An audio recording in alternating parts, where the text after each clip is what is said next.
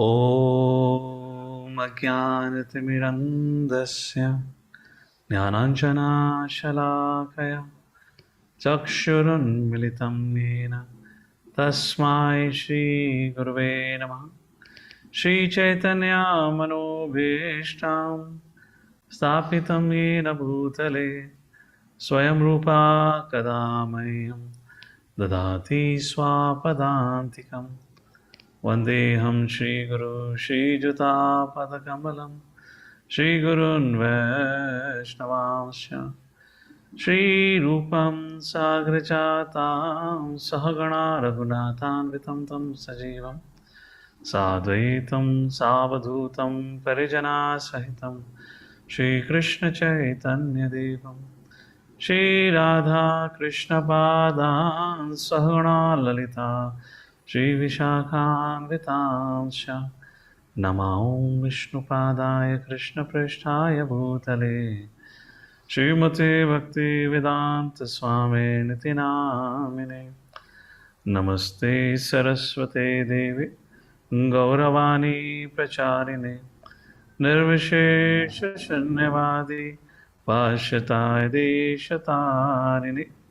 नमो महावदन्याय कृष्णप्रेमपदायते कृष्णाय कृष्णचैतन्यनामने गौतसे नमः।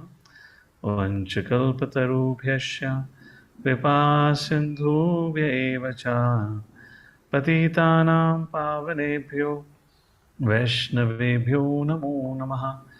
हे कृष्ण करुणा सिन्धु दीनबन्धु जगत्पते गोपेश गोपिका कांत राधा कांत नमोस्तुते। तप्त कांचन गौरांगी राधे वृंदावनेश्वरी वृषभानुसुते देवी प्रणमामि हरिप्रिये। जय श्री कृष्ण चैतन्य प्रभु नित्यानंद श्री अद्वैत गदाधर श्रीवासादि गौर भक्तवृंद। हरे कृष्णा कृष्णा कृष्णा हरे हरे, हरे Ram Ram Ram Hare Hare.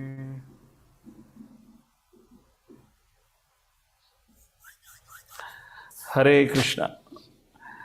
So we welcome everyone for today's Bhagavad-Gita session, which is a part of our Bhakti Shastri program.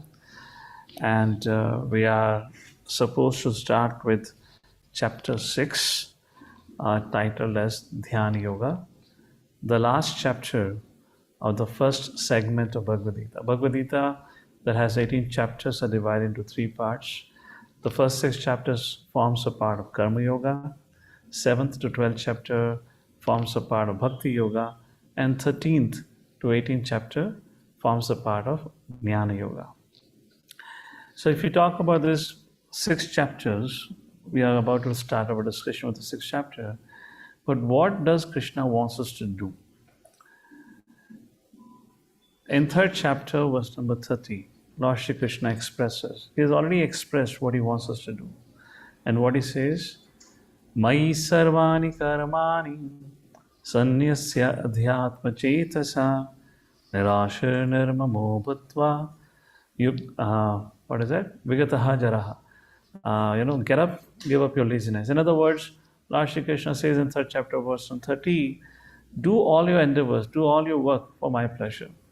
Mai sarvani karmani sanyasya adhyatma chetasaha, with the full knowledge of the self, do all your efforts, whatever work you do, do it for my pleasure. Nirashir, without having any attachment to the results. Nirmamo, not say I am the controller or I perform the action. Bhutva, like that. Yudhvasvaha, Vigatahajara, yes. Yudhvasva, Vigatahajara means give up the laziness and fight. This is in the 3rd chapter, titled as Karma Yoga. Fast forward to the 18th chapter of Bhagavad-Gita. Lord Shri Krishna says, Sarvadharman parityaja mamekam sharanam vraja aham tum sarva papebhyo mokshashyami ma svachaha. Now, this is a very interesting verse actually.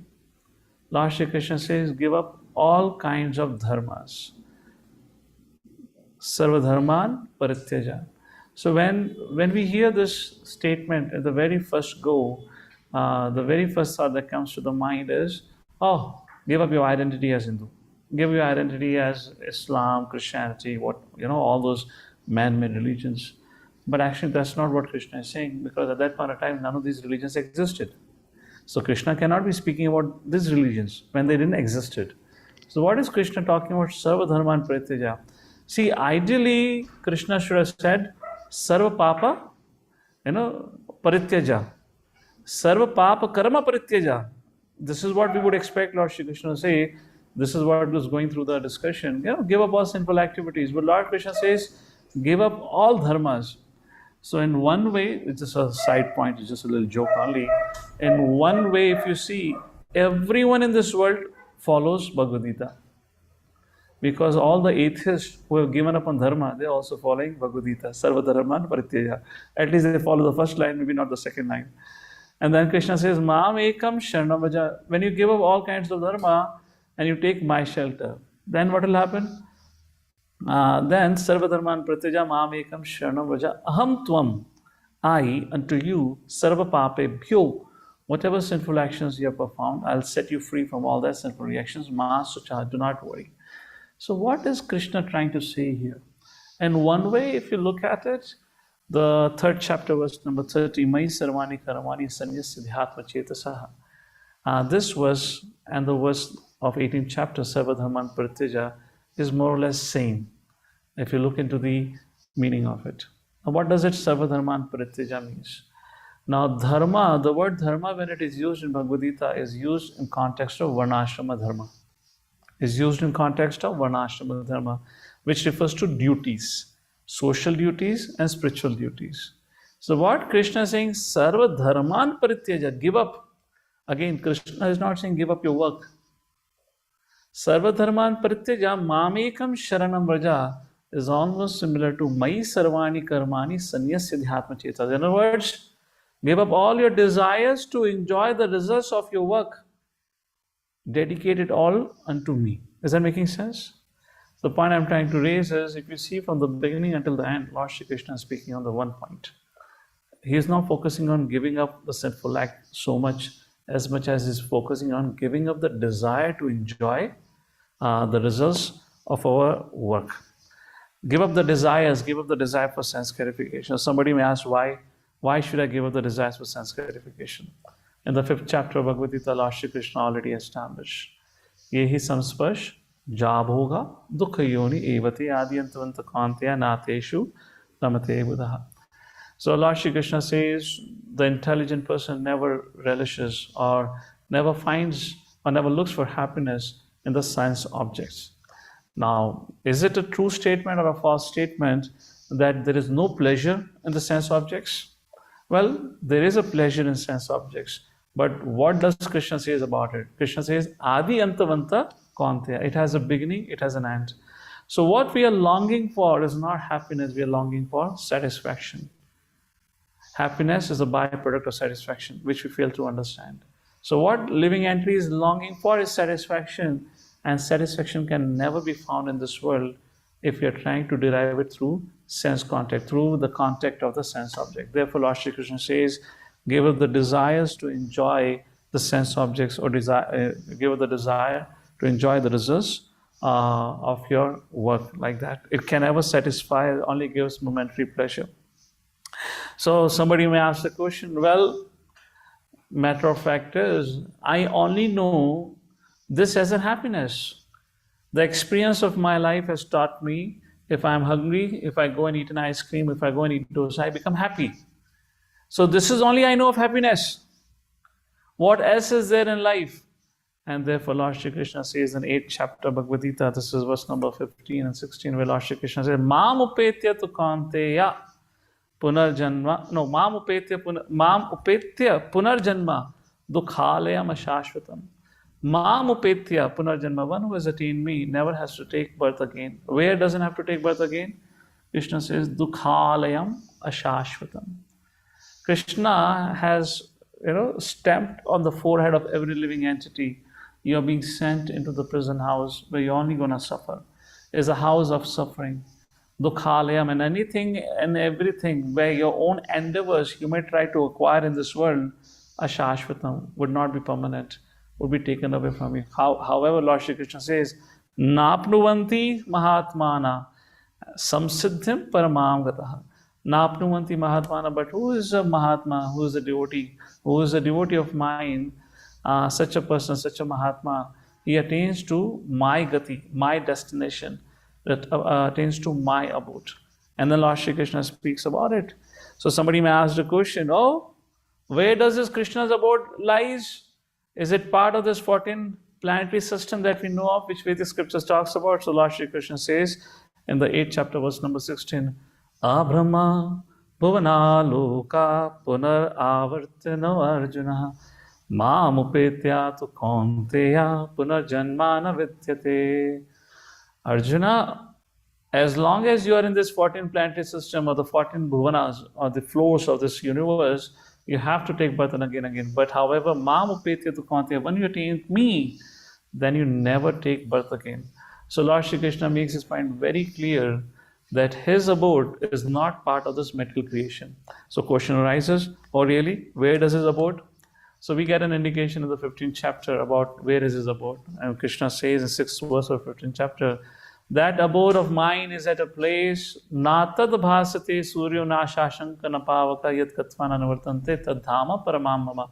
Once again, Lord Shri Krishna says, tadhama paramamama. That's the supreme most abode or the position where there is no requirement of sun, light, moonlight, electricity, etc.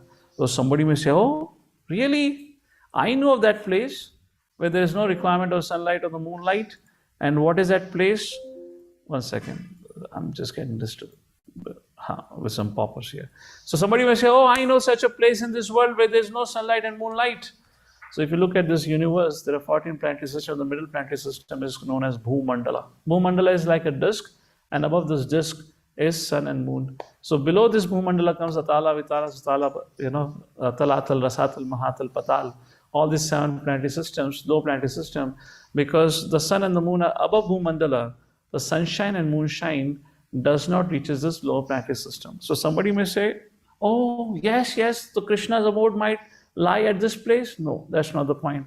Krishna's abode is not to be found here, because there are other evidences that indicates the Krishna's abode is beyond this material creation. For example, Vedic aphorism, Asatoma Satagamaya. What is the nature of the Lord's eternal abode? That Paramam Gati that Krishna is describing. This is a place of temporariness, and that is a place of eternity. Even the lower planetary system, Janam, Mrityu, Jara, Vyadi exists. So that cannot be, that is ruled out. So Asatoma, Satagamaya, Tamasoma, Jyotirgamaya, Mrityumva, Amritam Gamaya. So that place, what is that place? Which is a full of light, which is full of knowledge, full of eternity, and full of bliss. That is a place. But where does that place lies? Certainly it is beyond the sphere of this material universe. So the point I'm trying to make, whatever we try to do, if it is in context of a material endeavor, any amount of material endeavor may produce any amount of material success, cannot take us beyond the material sphere. Here Krishna is talking about, or Krishna is through Bhagavad-Gita, through Arjuna, is telling us to reach his abode, which is beyond the material sphere. So question comes, how can we reach? But before that, if I just want to reflect quickly, what is the relationship between this material world and the spiritual world? Lord Shri Krishna in 15th chapter verse number 1 says, what is the relationship between this material world and the spiritual world? Urdhva moolam adha shakham ashwatham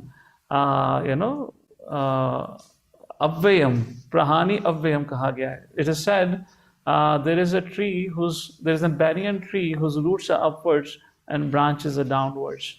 And actually this is an analogy which Krishna is giving to explain the relationship between material world and spiritual world. Material world is nothing but the reflection of spiritual world. In material world there is misery, there are suffering. In spiritual world there is only happiness. Therefore it is said, Asatoma Satagamaya Tamasoma Jyotirgamaya Mrityumva Amritam Gamaya. Therefore in Brahma Samhita, when this subject matter of Brahmaji, when he gets darshan of the Supreme Lord, at that point of time, Brahmaji makes a very beautiful point. What does spiritual world looks like? Now, none of us have any experience of spiritual world. So how can we live our life, follow the path of bhakti yoga or karma yoga, whatever Lord Krishna is trying to teach us here, to attain to an abode of which we have no experience? Therefore, inferential logic. We may not have an experience of that world, but we have an experience of this world, understanding the nature of this world and following the dictations or what scriptures describe about the spiritual world, then we can understand, yes, spiritual world exists. Like Brahmaji says, Chantamani prakarasatma shukalpa vriksha. Every scent particle of that spiritual world is Chintamani, can fulfill all our desires. Sadmashu kalpa vriksha, every tree is wish fulfilling tree. You want anything, fulfill the trees will fulfill your desires. Now, if you see the entirely opposite here in this world, actually those who are in spiritual world have no desires. Brahmaji speaks in one of the verses also. There are no desires. Living entities have no desire except to serve the Lord. Here, people have all the desires, but their desires cannot be fulfilled. So, Chintamani prakara sadmashu kalpa vriksha lakshavrateshu surabhi vipalayantam. 100,000 millions of Lakshmi, so Surbi cows are there. Who are Surbi cows? Wish fulfilling cows. You don't even have to speak your desire. They understand your mind and they fulfill the desires. And then, who are the maid servants in spiritual world? Lakshavrateshu surabhi abhipalayantam Lakshmi sahasrashat sambhrama sevyamanam govindamadi purusham tamham bhajami. So Lakshmi sahasrashat, again hundreds and thousands of millions of Lakshmis, actually they are the maid servants of the Lord. And Brahmaji says, I worship such a primeval personality of Godhead. And that is the abode of spiritual world. There's a very beautiful verse that comes in Brahma Samhita, and I'll quote that and I'll come back to a discussion of why I'm speaking all this to all of you right now. Just give me a quick second. Let me see if I can pull out that verse. We'll recite together. That is 56th verse. Yes. And if I can share my screen with all of you. And the verse goes, oh, I don't need to share the screen, right? I need to share the screen. Wait a second. Hare Krishna, Krishna Krishna, Hare Hare, Hare Ram, Ram Ram, Hare Hare. Already getting it. A very beautiful verse. Briefly we'll reflect on it and then we'll begin our discussion. I'll make a point. Why am I speaking all this thing?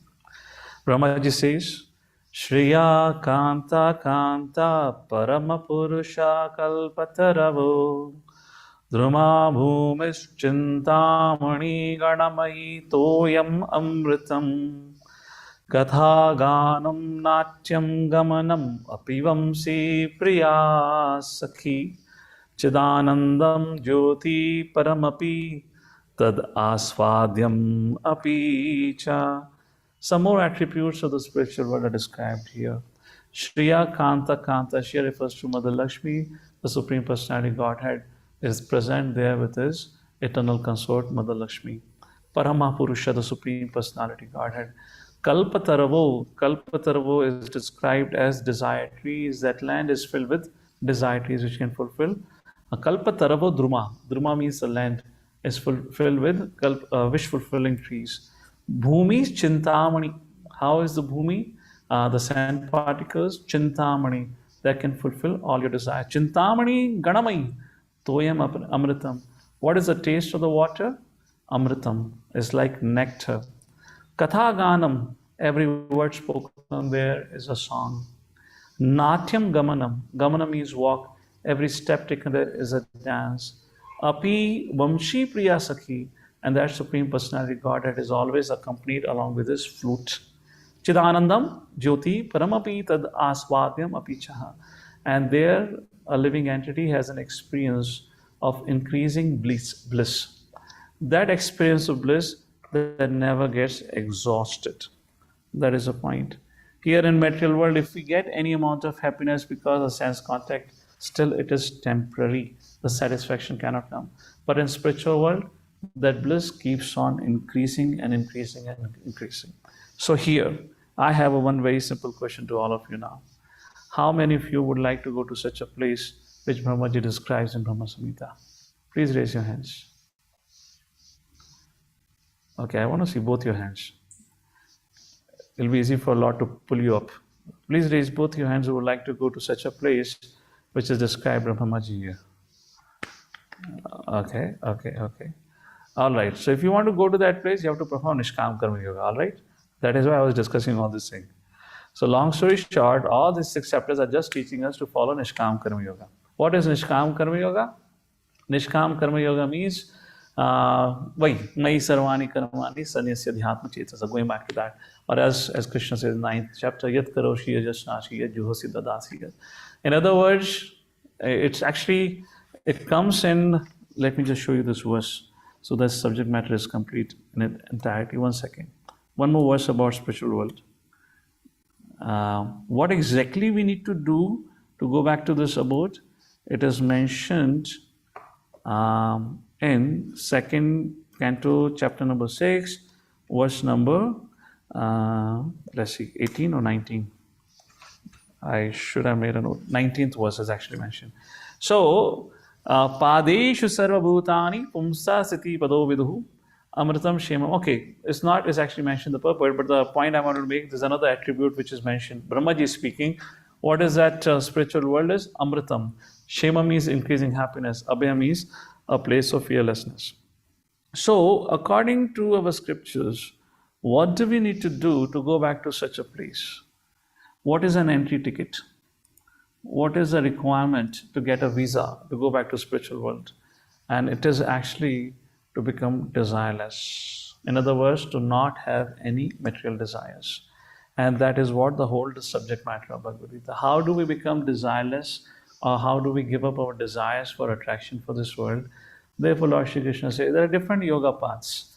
You can take Karma Yoga, you can take Jnana Yoga, Ashtang Yoga, or you can take Bhakti Yoga.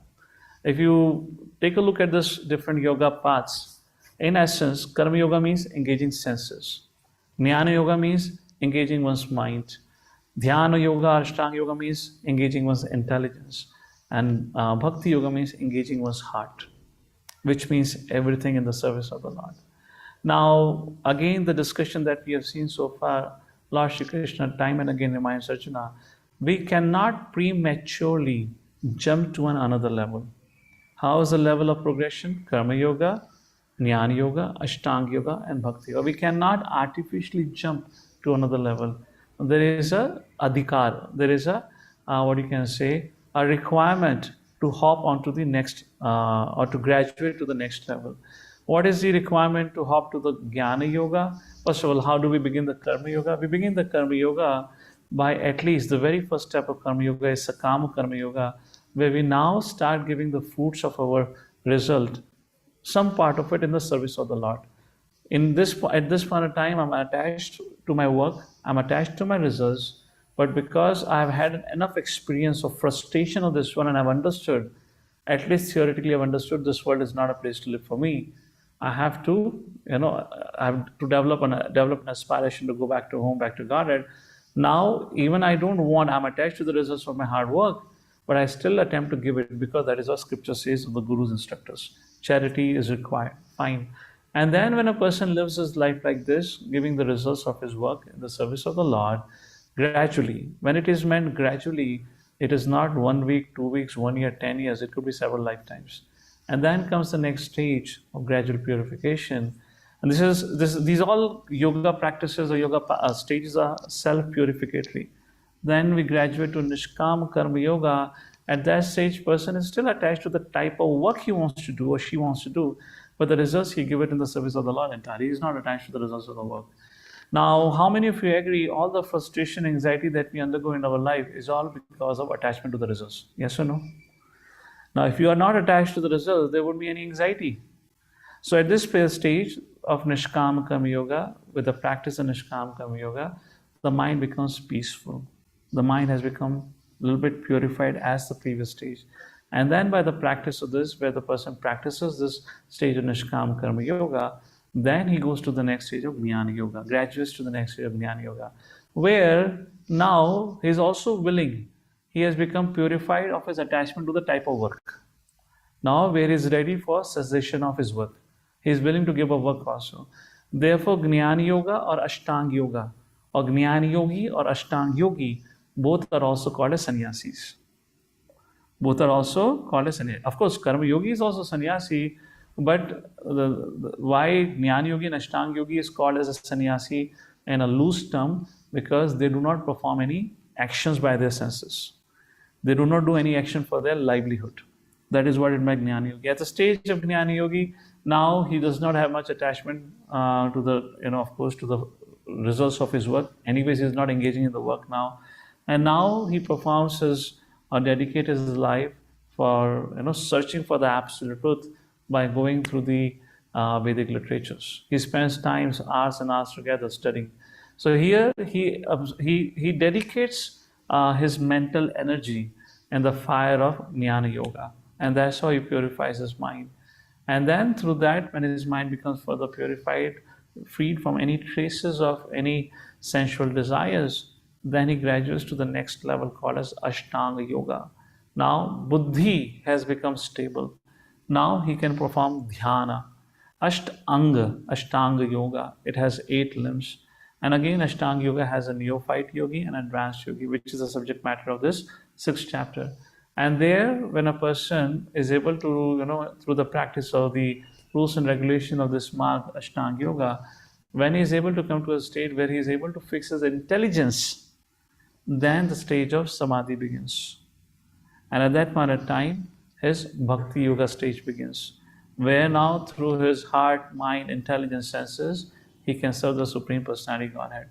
So if I ask all of you, where am I on this yoga ladder?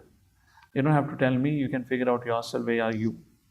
But if I have to say, I would say all of us, those who are following 4 regulated principles, chanting 16 hours of Hare Krishna Mahamantra every day, reading Srila Prabhupada books, rendering some services at the temple, or have some responsibility towards the ISKCON movement like that. Maybe if they are not there, there could be circumstances. Nonetheless, such a person is practicing Bhakti Yoga.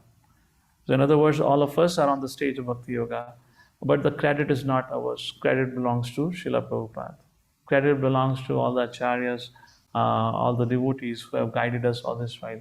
Why I say so? Because Bhakti Yoga means to practice Bhakti. To practice Bhakti means you have to have object of devotion. In the previous stages, people are searching for that object of devotion.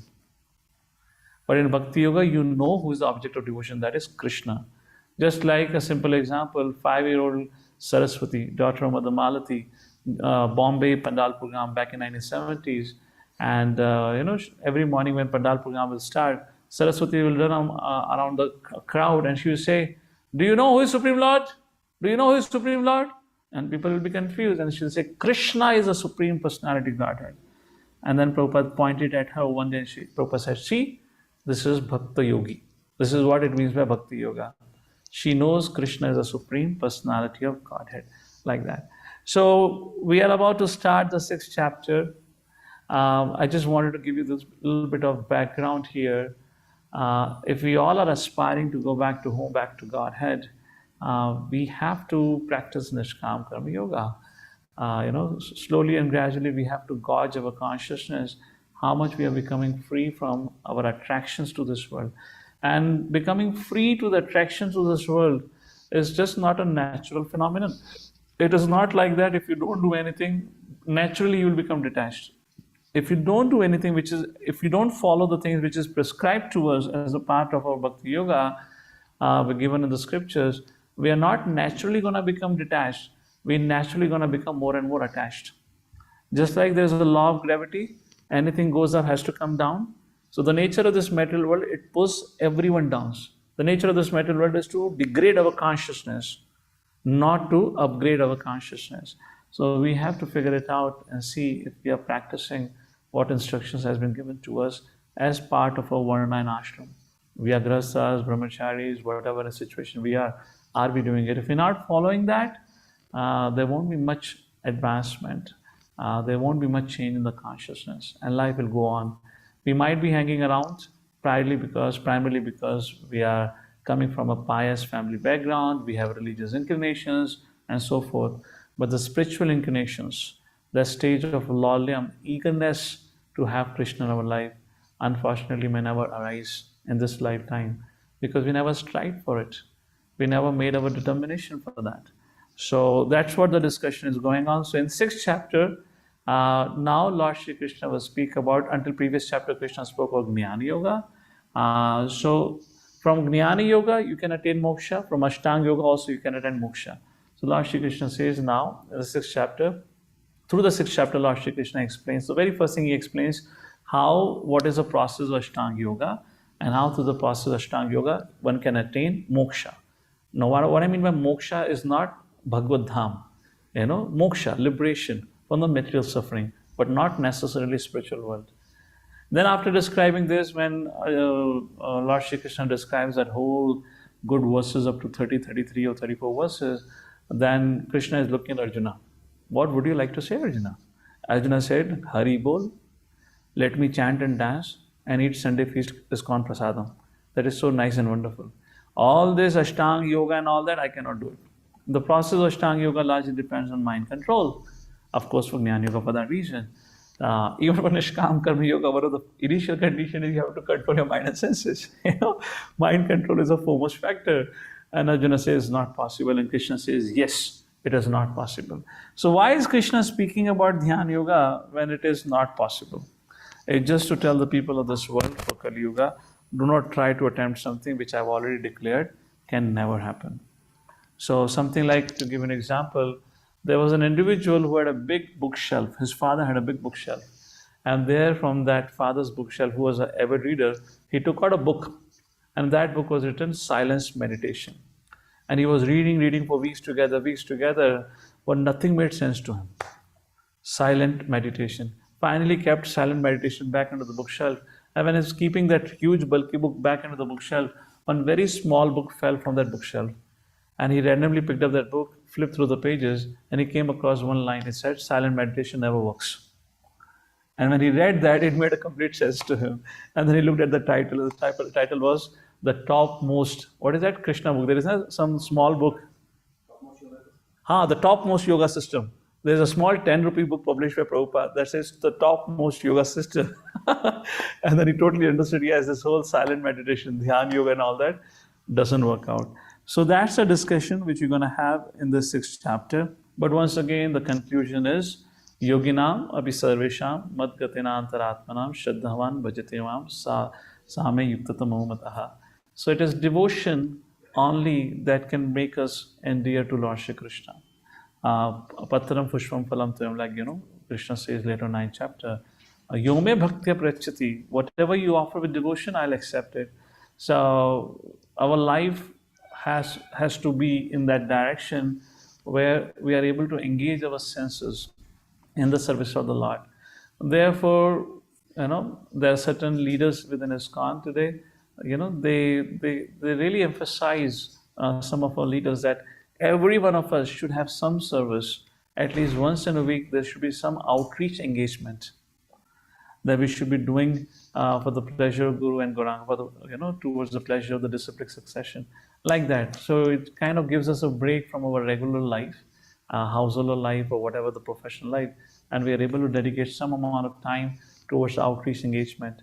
That connects us very strongly, with the Guru Parampara, like that. And that's all becomes Nishkam Yoga, because if you have to do outreach, you have to dedicate your time, you have to dedicate some amount of money for it. Everything is expensive in today's world. So like that, your Nishkam Karma Yoga or your Bhakti Yoga is practiced. And that is the way of becoming successful. That's the sum and substance. Now we can take a look through the verses. Somebody has any quick points or clarification on what we have discussed so far? Yes, Sanata Rishi Prabhu. Hare Krishna, Dandavat Pranam. Yes, Danvas. Just one point here, like you mentioned about the point of Nishkam Karma Yoga. So when that is more of a like internal transformation which we are talking about, and which happens, which takes away like which it tells us that we should not be too much be anxious about our the result. We should not be attached to our result, but we, as a grahastha, we are working in a workplace, in outer world, where getting attached to result is common and is considered to be one of the pre-eligibility to for success. So And so what happened then when a person who is practicing Nishkam Karma Yoga, when he goes to a workplace with this kind of association, there it rises to altercation, it rises to making him odd man out in that group. So how to face this kind of situations and challenges? Yeah, I mean, that's a wonderful question actually. See, there are two ways to look at it actually. First is material progress is not rejected. There is something you have the capacity, you have the ability to progress in the material domain. Do so, no problem about it. But we should have this consideration not at the cost of your spiritual practice. Our chanting, our reading, hearing should not be compromised. I knew the temple president of ISKCON Chicago when His Holiness Roma Swami Maharaj told him, now you should take the responsibility of temple presidentship. Now, why was he selected among all the congregation? Was such a sincere devotee. He was working in America for many, many years, and he had come to a certain stature of his professional life. But every year when he was given a promotion, he would reject it. He would not accept the promotion only. So he was asked, why are you not accepting promotion? You are a very strange person. That we are giving you promotion, and for years together you're not accepting promotion. He said, see, if I take a promotion, I know my responsibility will increase, my travels will increase, and then my service contribution would be affected. That is the first thing, to have an understanding. Have an understanding how much is enough for me. Not to get caught up with the rat race. Not let others or the society decide what is enough for you or not enough for you. It is for me to decide what is enough for me. Now, to come to that stage, to have that clarity, what is enough for me, there is certain homework has to be done prior to that. See, all this clarity, all this understanding ultimately dawns through the mercy.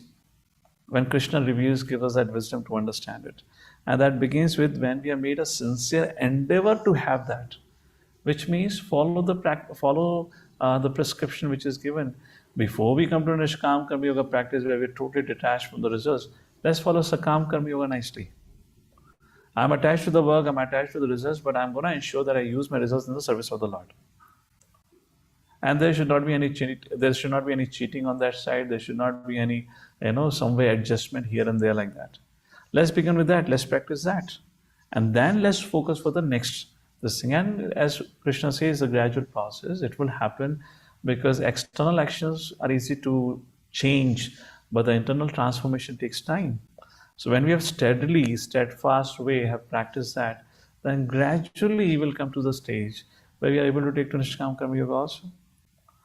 And we are supported by the spiritual practices that we are doing. So that gradual doesn't mean many lifetimes. Now we have a spiritual practice, we have association of Vaishnavas, we have so much opportunity to hear and read the Vedic literatures. Definitely we'll be able to understand that, apply in our life.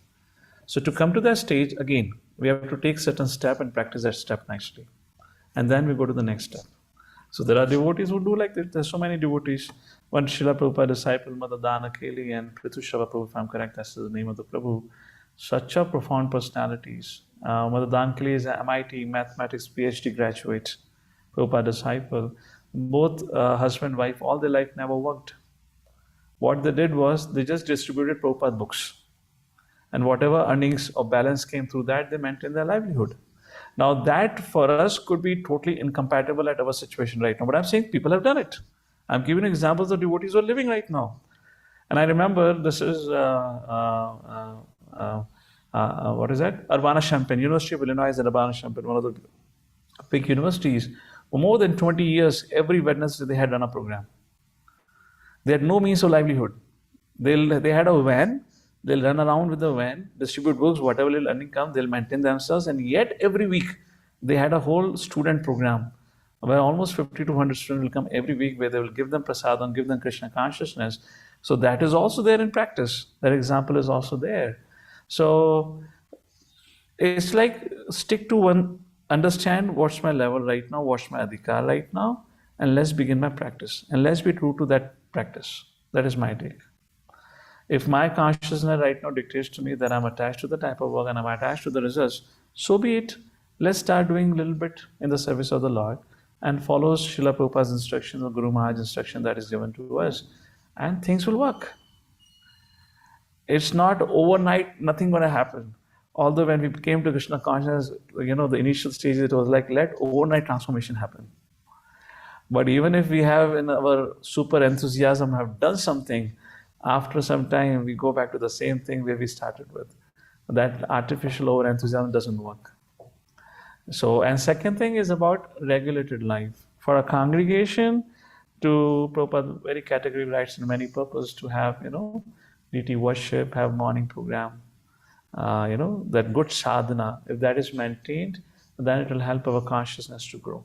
To deal with all the material contact you have to come across as a part of your professional life, because that's a contamination largely. So then we'll be able to deal with it. Otherwise, difficult. There are so many examples of devotees like that, lived a life like that, or who have come to that stage of living a life like that. Is it making some sense, Sanatana Prabhu? Vaikuntapati Prabhu, I see your hand up. I'm coming to you in a quick second. Yes, Prabhuji. Anything else, Sanatana Prabhu? Or is it making sense or is it going above the head? Or is it totally impractical? Okay, let me add Vaikuntapati Prabhu. He'll experienced person, Prabhuji will add something to it. Yes, Prabhuji. So I just wanted to add to Sanatana Prabhu's answer that point. There is one lecture by Srila Prabhupada on Srimad Bhagavatam 7.6.4 at Vrindavan, December 5th, 1975, something like that. He has given that. The title is How to Waste Your Life. Title is How to Waste Your Life. The wonderful lecture, as usual, is very powerful and exactly talking about people who are spending their time in improving their economic situation in work. So I just thought that I will share this point with all of you. Prabhuji, you can send that on the WhatsApp group. So then it'll be easy for us to later on. Maybe if we have a lecture link or something, WhatsApp group, so we'll have. Yes, let me check this. If it is there, I will send it to you because the title itself is very. It indicates what Prabhupada is going to speak about it. Yes, I will right now. I'll send it to you, all of you. So we can hear it or read out the transcript for that. Yes, done, Prabhuji. Send it. Thank you, Prabhuji. Hare Krishna. So this was largely what 6th chapter is all about. So it's just Krishna is doing a kind of a little bit of formality just to introduce us, to tell us, ultimately come to a conclusion that Dhyana Yoga, Ashtang Yoga is not meant for the state, for this age. But because it's part of our Bhakti Shastri syllabus, so we're going to study it indeed. But nonetheless, I still give an introduction to reinforce that what we supposed to practice. Bhakti Yoga, Nishkam Karma Yoga at our stage is what we are supposed to practice. That's what something Krishna is instructing Arjuna about it. So, okay, chapter number 6, text number 1, where Lord Shri Krishna begins to speak now. What does he speak here? Shri Bhagavan Vacha Anashrita karma phalam karyam karma karotiya sa sannyasi cha yogi cha na niragnir na cha kriya. Ana ashritaha. Ashritaha means shelter. Shelter of what? Karma phalam.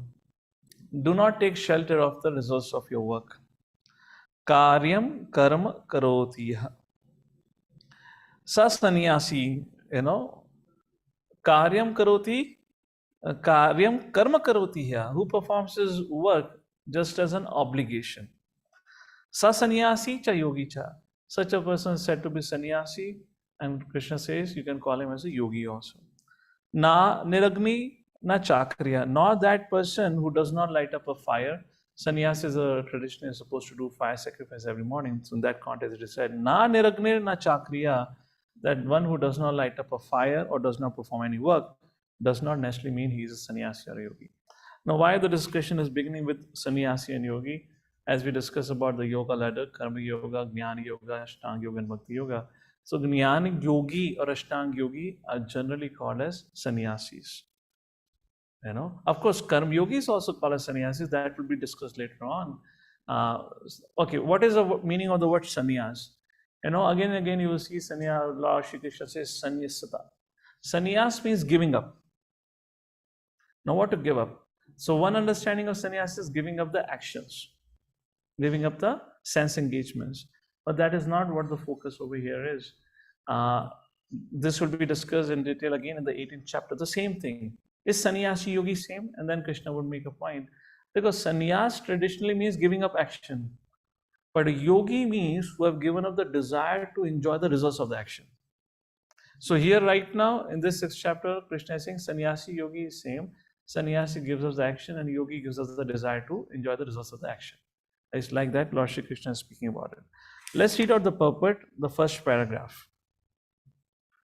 Prabhupada gives a little introduction to this chapter. Somebody would like to read the first paragraph? Purport. Yes, Nitai Pran Prabhu.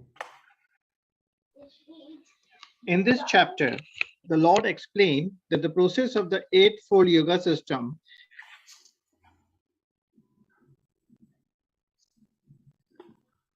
Hare Krishna, can't hear you. Sorry, someone has put me on mute. Can you hear me now, Prabhu? Yes, yes. Should I start from the beginning? Yes, please. In this chapter, the Lord explains that the process of Eightfold Yoga system is a means to control the mind and the senses. However, this is very difficult for people in general to perform, especially in the age of Kali.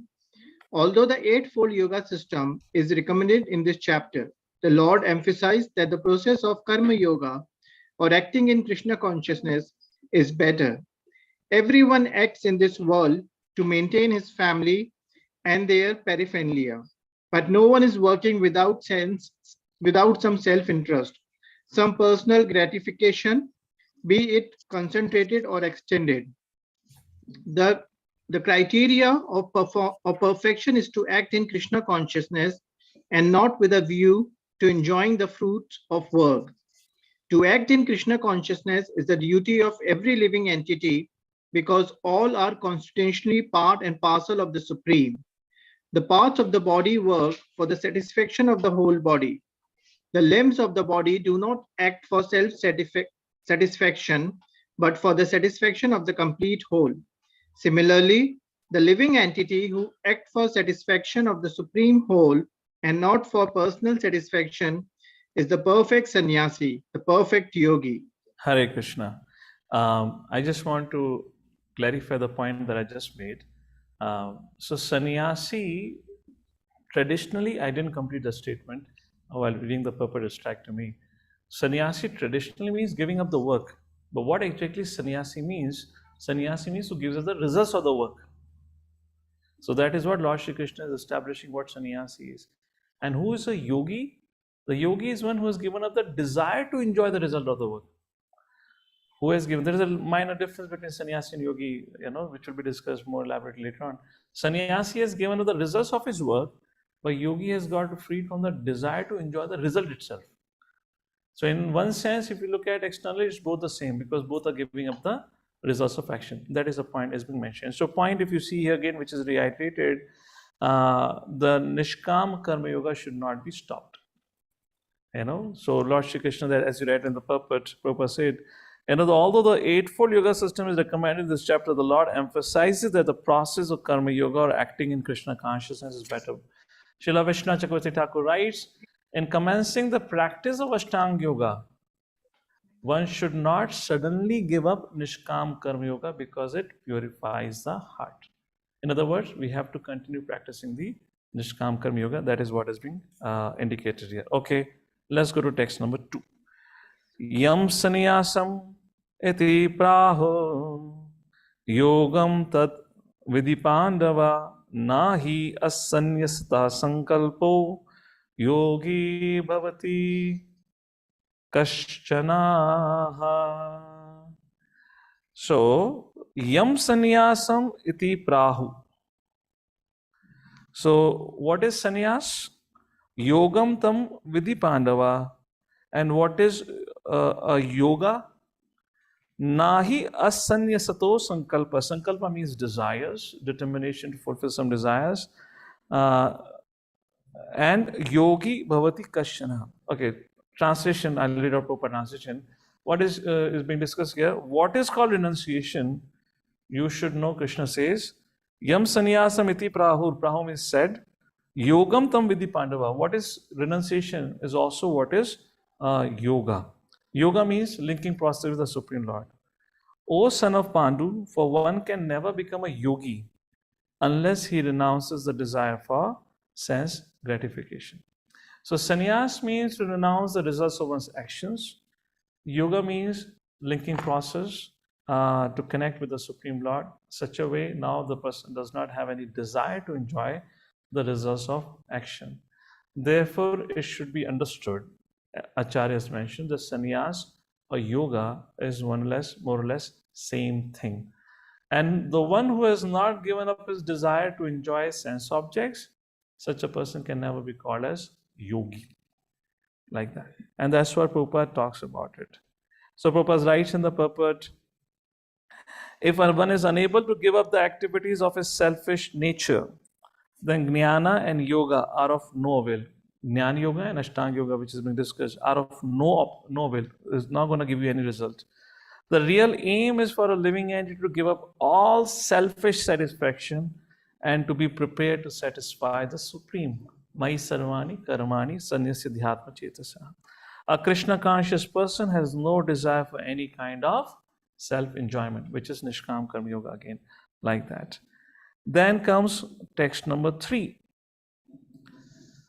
Aruksho mune yogam karma karanamuchyate yogarudhasya tasyeva shamaha karanamuchyate. So at this point of time, Srila Vishnu Chakravarti Thakur mentions that Arjuna was wondering, Are bhai, you're saying even while taking to the Ashtang Yoga practice that I have to perform Nishkam Karma Yoga nonetheless. I cannot give it up. So does it mean that I have to continue performing Nishkam Karma Yoga for all my life? Even if I want to practice Ashtang Yoga? So in third verse, Lord Shri Krishna explains there are 2 stages of Ashtanga Yogi. Neophyte Yogi and Advanced Yogi. This subject matter is discussed in detail in the 2nd canto, 1st chapter, and the 2nd chapter of the 2nd canto. So one is called as Yoga Rukshur and the Advanced Yogi is called as Yoga Rudhasya. Please read out the translation. Or let me have a translation partner here. It'll be easy. Nitai Pranpu, you were there? So join me Yes, as a Prabhu. translation partner. I'll give you the Sanskrit meaning and then you read out the translation. Read out the translation, please. For 6.2, Prabhu. 3. Okay. The process of linking oneself with the Supreme is called yoga. It may be compared to a ladder for attaining the topmost spiritual realization. This ladder begins from the lowest material condition of the living entity and rises up to perfect self-realization in pure spiritual life. According to various elevations, different parts of the ladder are known by different names. But all in all, the complete ladder is called yoga and may be divided into 3 parts, namely Jnana Yoga, Dhyana Yoga, and Bhakti Yoga. The beginning of the ladder is called Yoga Rukshu stage, and the highest rung is called Yoga Rudra. Next paragraph, not the next, next. The Krishna conscious person, however, is situated from the beginning of the platform of meditation because he always thinks of Krishna, and being constantly engaged in the service of Krishna, he is considered to have ceased all material activities. So, why Nishkam Karma Yoga is still required to be practiced? The purpose of Nishkam Karma Yoga is that purifies the heart. And when the purification of heart has happened fully, where the person has no desires, then he is allowed, which means then he is at the stage of Yoga Rudhasya. Now, what is the symptoms of Yoga Rudhasya yogi? That will be discussed ahead. At that stage, no work has to be performed. Unless someone has that adhikar, Nishkam Karma Yoga is the way. That time he can take, he can practice some part of Yama, Niyama, Asana, Pranayama, Pratyahara like that, but he has to continue to practice Nishkam Karma Yoga. That is what has been described. So text number 4. So now Krishna says, what is that Yoga Ruda stage, or what is the symptom of a person who's on that stage? What is the qualification required for Yoga Ruda, where a person now does not have to perform any actions? Yada hinendriyateshu na karmashu anusachyate sarva sankalpa sannyasi yoga rudhas tad uchyate. Yoga rudhas tad uchyate. Such a person is said to be Yoga Rudas. When? Sarva Sankalpa Sannyasi. I'm going from the reverse order. Sarva Sankalpa, when he has given up on all his desires to enjoy the sense object. Sannyasi means given up. Na karmashu anusajjate, when he is not attached to his work. Anusajjate. Yada, and Prabhupada translates this in an interesting way. Na karmashu anusajjate means he does not, engage beyond necessary requirement. Unnecessary engagement like that. And yadahi nendriyartheshu, he has given up indriyartheshu. Indriya artheshu means satisfaction of indriya, where he has given up on gratifying the senses. So three things: he has given up gratifying the senses, he has given up on fruitive activities, and he has given up any desire to enjoy this world or other sense objects. At this stage, the person is said to be in yoga rudhas. Tada uchchate. That is what is being described like that. So Prabhupada purports here, there is a little difference in how Prabhupada writes his purports and as how Srila Vishnu Chakravarti Thakur, Srila Baldev Vidyabhushan writes. Prabhupada's purports are more for a bhakti practice. Prabhupada gives a bhakti inclination or understanding of how this verse has to be taken into consideration. So I'm not going to focus a lot on that. This is something which you should read it. I'm just going to focus more on how the verses are flowing here and what is the discussion happening at this point of time. The chapter focuses on how you can attain perfection through Ashtang Yoga, but Lord Shri Krishna agrees at the end that it is not possible for the current day and time. Therefore, Bhakti Yoga is the best. And Bhakti Yoga again, Nishkam Karma Yoga. In technical terminology, Bhakti Yoga means by your heart, by your intelligence, by your mind, by your senses, everything in the service of the Lord. This will be discussed later on in 12th chapter, verse number 8 to verse number 12, like that. Now, text number 5. So here in text number 5, Lord Shri Krishna speaks about what are the reasons for the detachments from sense object. Somebody may ask the question, why it is so much emphasized that do not try to enjoy the sense objects? Why should I become detached? Why should I become disinterested in enjoying the sense objects? That is, answer is given in text number 5 and 6. Of course, Yehi Sanspash Chabuga has already addressed that, but let's take a look at text number 5 and 6.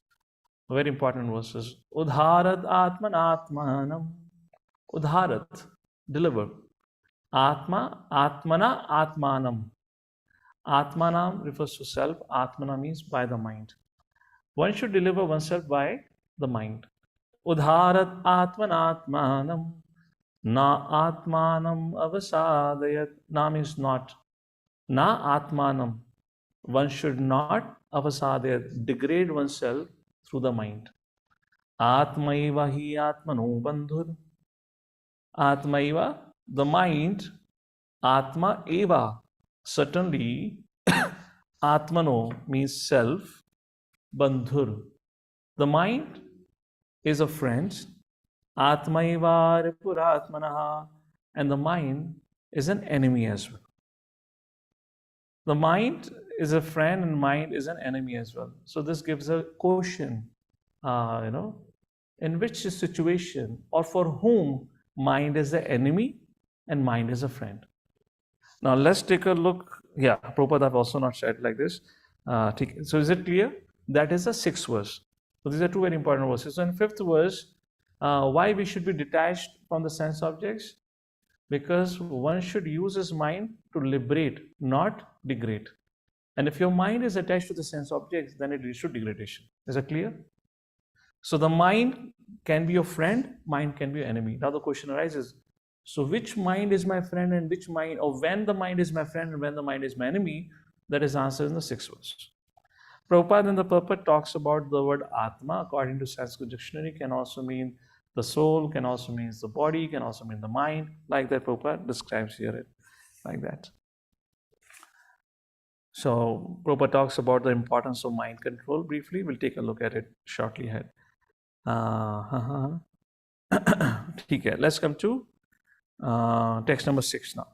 So when is the mind is of a friend, when is the mind is of an enemy, is what is being addressed in text number 6. What does Krishna says in text number 6?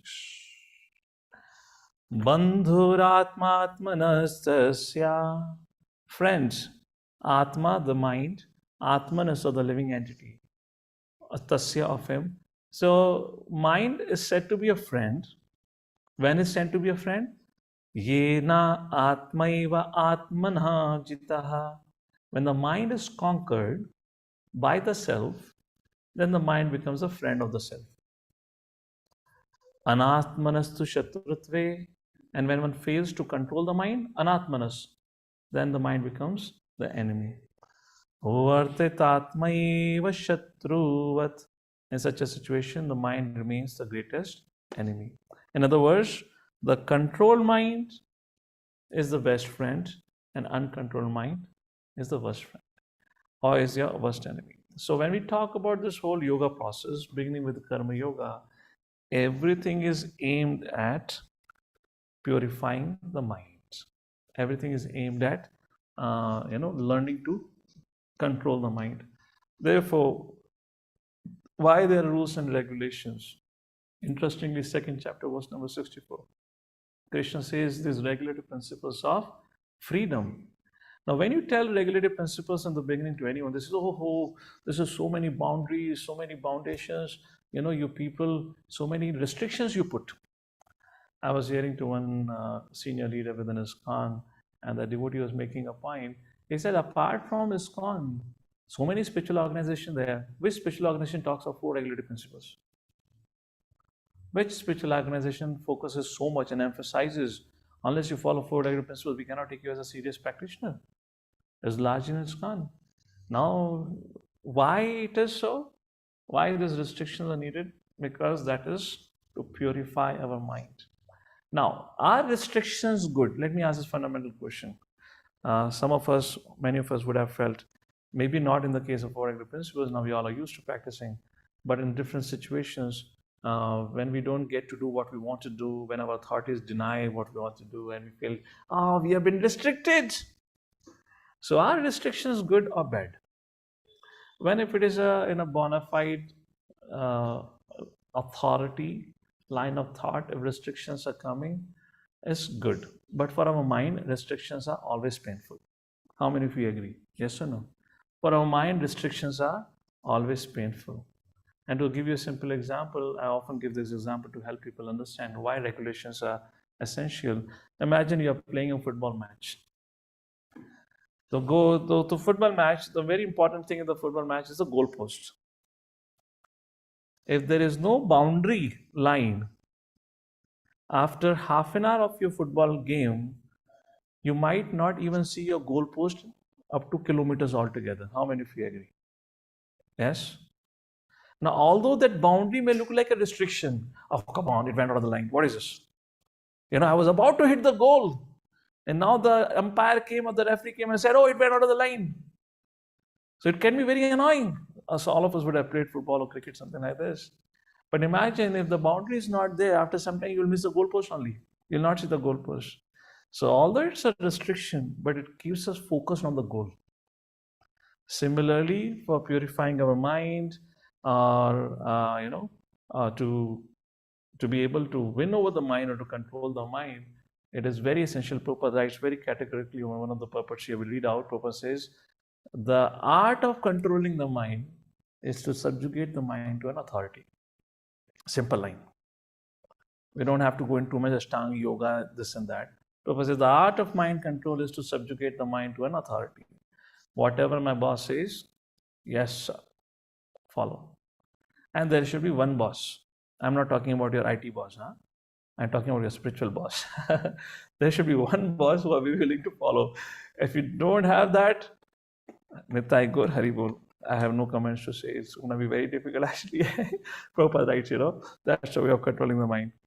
So, this is what has been described. Okay, let's read the purport. Very nice purport about it. Okay, some hands are up. Madhav Kripa Prabhu, I don't know why your hand is up, but let me pick you up on reading out the purports. Read the purport of the 6th verse. Can you unmute? You're very much unmute, Prabhu. Okay. You have to just start speaking. The purpose of practicing Eightfold Yoga is to control the mind in order to make it a friend in discharging the human mission. Unless the mind is controlled, the practice of yoga, just for show, is simply a waste for time. One who cannot control his mind lives always with the greatest enemy, and thus his life and its mission are spoiled. The constitutional position of the living entity is to carry out the order of the superior. As long as one's mind remains an unconquered enemy, one has to serve the dictations of lust, anger, avarice, illusion, etc. But when the mind is conquered, one voluntarily agrees to abide by the dictation of the personality of Godhead, who is situated within the heart of everyone as Paramatma. Real yoga practice entails meeting the Paramatma within the heart and then following his dictation. For one who takes to Krishna consciousness directly, perfect surrender to the dictation of the Lord follows automatically. Thank you. So, some of us, if they are wondering if we have reached to the Yoga Ruda stage or not, Lord Shri Krishna describes the symptoms of such a person. So, we'll get to know where are we. Text number 7 onwards. First symptom, excuse me, first symptoms. Jitatmana prashantasya paramatma samahitah shitoshna sukha dukkheshu tatha mana apamanayo. So, a couple of things have been described here. First, Jitatmanaha. What is a symptom of an advanced yogi? Yoga Ruda stage is he has conquered the mind. Prashantasya. Prashantasya, there is an interesting definition given by our acharyas. Prashantasya, the word refers here, Popa translate as who has attained tranquility. And our acharya described as one who is devoid of attachment to sense objects. That is Prashanta. You know, that person only can be peaceful. Paramatma samahitaha. Paramatma samahitaha means situated in trance on the super soul. Shit ushna. For such a person, cold and heat. Sukha dukha. Happiness, distress. Man apman. Praise or infamy or disgrace does not bother. He is least bothered by any of these things. Please read the translation. And here in the purport actually provides how to control the mind. Okay, Mother Anjana, your hand is up. Go ahead. Read out the translation. For one who has conquered the mind, the super soul is already reached, for he has attained tranquility. To such a man, happiness and distress, heat and cold, honor and dishonor are all the same. So, how to control the mind is what Prabhupada focuses on. Please read the purport from the third line. When the mind is misled by the external illusory energy. When the mind is misled by the external illusionary energy, one becomes entangled in material activities. Therefore, as soon as one's mind is controlled through one of the yoga systems, one should be considered to have already reached the destination. One Okay, has this is the point you want to highlight. What is the art of controlling mind? Please read out. one has to abide by superior dictation. When one's mind is fixed on the superior nature, he has no alternative but to follow the dictation of the Supreme. The mind must admit more superior dictation and follow it. The effect of controlling the mind is that one automatically follows the dictation of the Paramatma or Super Soul. All right. So, rest Prabhupada mentioned this thing. The main point is, Prabhupada makes a point at several places in Srimad Bhagavatam also. The devotee should always work under the guidance of some other devotee. In other words, it's like the mind should be under the dictation of some superior authority. Other meaning of this statement is it is always important to receive blessings before we, take on to any services, so that we are, properly aligned with our Guru Parampara. That's another meaning of it, like that. So let's go to continue. What are the symptoms of this Yoga Ruda? So three symptoms are described, and then dualities, how he deals with the duality. Now, text number 8. Where is the verse here? Yeah, this is the verse. Jnana Vijnana Trat Atma Kutastho Vichitendriya Yukt Iti Uchate Yogi Samaloshtrashma Kanchana. Very beautiful verse actually. Analogy is given at the last line. Sama Loshtra Ashma Kanchana. Sama means equal vision. He has an equal vision. Loshtra means pebbles. Loshtra Ashma, matlab stone, and Kanchanam is gold. Such a person at the Yoga Ruda stage, he sees the pebbles, or you can call as sand particles, the stones, and the gold bar as same. Now, what is this? Yukta iti uchyate yogi. Such a person is said to be yogi. Who is that yogi? Jnana Vijnana Triptatma. Triptatma means is satisfied. Who can be satisfied? Who has no material desires. So, quality of such a person is Triptatma. Jnana Vijnana, who relishes reading and hearing scriptures. Jnana Vijnana Triptatma, who finds a joy in reading and hearing scriptures and the concurrent realization which one receives through his reading and hearing. Kutosto Vichitendriya. Kutosto Vichitendriya. Kutosto means he is spiritually situated, and Vichitendriya means control on his senses. Such a person is said to be yogi. An example is he has an equal vision because he sees the pebbles, the stones, and the gold as equal. Now, why does he see all of them equal? Because he's already Triptatma. He does not have any material hankering. He does not have any material hankering. There is no question of any material attachment. And there is no material attachment, then how does it matter what you bring to him for such a person? Right? That's the reason this is going. Hey, battery. 1 second. Charger. I'm about to get discharged now. All right. So, please read out the purport of this verse, the second paragraph. The realizations versus mundane scholarship. Mother Vidhavri, your hand is up. Go ahead. 8th text, second paragraph. The Bhagavad-Gita is the science of Krishna consciousness, that paragraph? Yes. This Bhagavad-Gita is the science of Krishna consciousness. No one can become Krishna conscious simply by mundane scholarship. One must be fortunate enough to associate with a person who's in pure consciousness. A Krishna conscious person has realized knowledge by the grace of Krishna because he is satisfied with pure devotional service.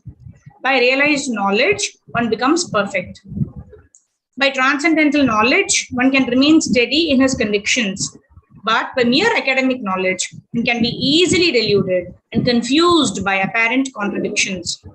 It is the realized soul who is actually self-controlled because he surrendered to Krishna. He is transcendental because he has nothing to do with mundane scholarship. For him, mundane scholarship and mental speculation, which may be as good as gold to others, are of no greater value than pebbles or stones. Thank you, Prabhu. Hare Krishna.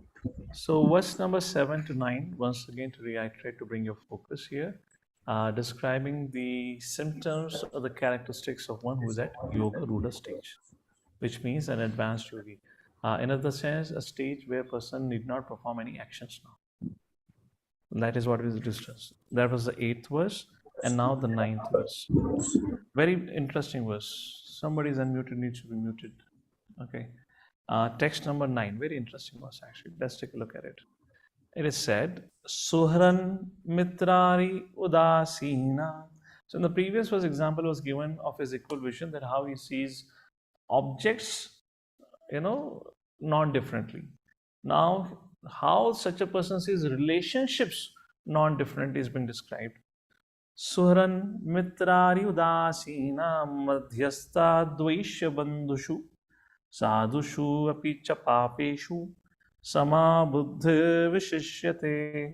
So this equal vision was discussed before also in the 5th chapter. Vidya vinaya sampanne brahmane gavihasini sunichaya sapakecha pandita samadarshina. Now here the same point has been discussed, but in context of our different relationships. We all in the conditioned state, we all have this nature to say, this is my friend, this is not my friend. This is my well-wisher, this is my enemy. This is my family members, these are not my family members. So how is the vision of person here is being discussed. So let's take a look at each of these words here. Suhran or Suhrat. Suhrat means well-wisher. Now this well-wisher is different than the word Mitra being used. Now word Mitra means somebody who has affection for you. Not necessarily it's Suran, but Suran is somebody who is your well-wisher. The person who wishes one well, that is called Suran. Mitra means who has affection for us. Mitra ke baad aata hai Ari. Ari means enemy. And then Madhyastha. Madhyastha means, Udasina. Udasina means, is like neutral, who generally takes a neutral stand in a conflict or an honor, something like who's detached. Then Madhyastha. Madhyastha refers to a person who meditate at the time of conflict to resolve the conflict. They're called Madhyastha. Dvesha, one who is envious of you. And Bandhushu. Bandhushu refers to, again, a well-wisher, but the difference between Surat, Mitra and Bandhushu here is Bandhushu means he is your family member. Bandhushu. Sadhushu refers to one who follows Vedic injunctions. Apicha Papeshu, and one who does not follow Vedic instructions, sinful person. Samabuddhir Vishishyate. Samabuddhir Vishishyate. Such a person sees them with an equal vision. Please read out the translation. And when Arjuna heard this, तो उसका तो बेजा fry हो गया. बोला क्या बात कर रहे हो प्रभु? You are telling me, you are expecting me to see my relative Yudhishthira Maharaj, Bandhushu, and Duryodhan similarly. This is what really igged him. He said, unacceptable, Ashtang Yoga out. How can I? And on top of it, you are telling me fight and kill. This doesn't make sense. How can I perform my duty? You want me to engage in a war, and now you're saying don't see a difference between Duryodhan and Yudhishthira. Don't see a difference between Karna and, let's say, who can we say? Who could be? Let's say Krishna. Krishna was a friend. So don't see difference between Karna and Krishna. How is it possible, my dear Lord? How is it possible? Please read the translation. Mother Varsha, go ahead. Your hand is up. Hare Krishna, Prabhu. Dandavat pranams. The person is considered still further advanced when he regards honest well-wishers, affectionate benefactors, the neutral mediator, the envious, friends and enemies, the pious and the sinners, all with an equal mind. Yes. So this is how the stage comes. So this is an advanced stage, but Arjuna is right now, that's just not possible. Fine. So after describing, if you see what we have discussed so far in this discussion, the discussion was about sannyasi and yogi. And Lord Shri Krishna said they both are same. Who is a sannyasi who has given up the results of his actions? Who is a yogi who has given up the desire to enjoy the results of his action? Like that, Krishna says sannyasi and yogi are same. And then, regardless of whoever you are, we have to perform Nishkam Karma Yoga so our heart gets purified. And it's a gradual process.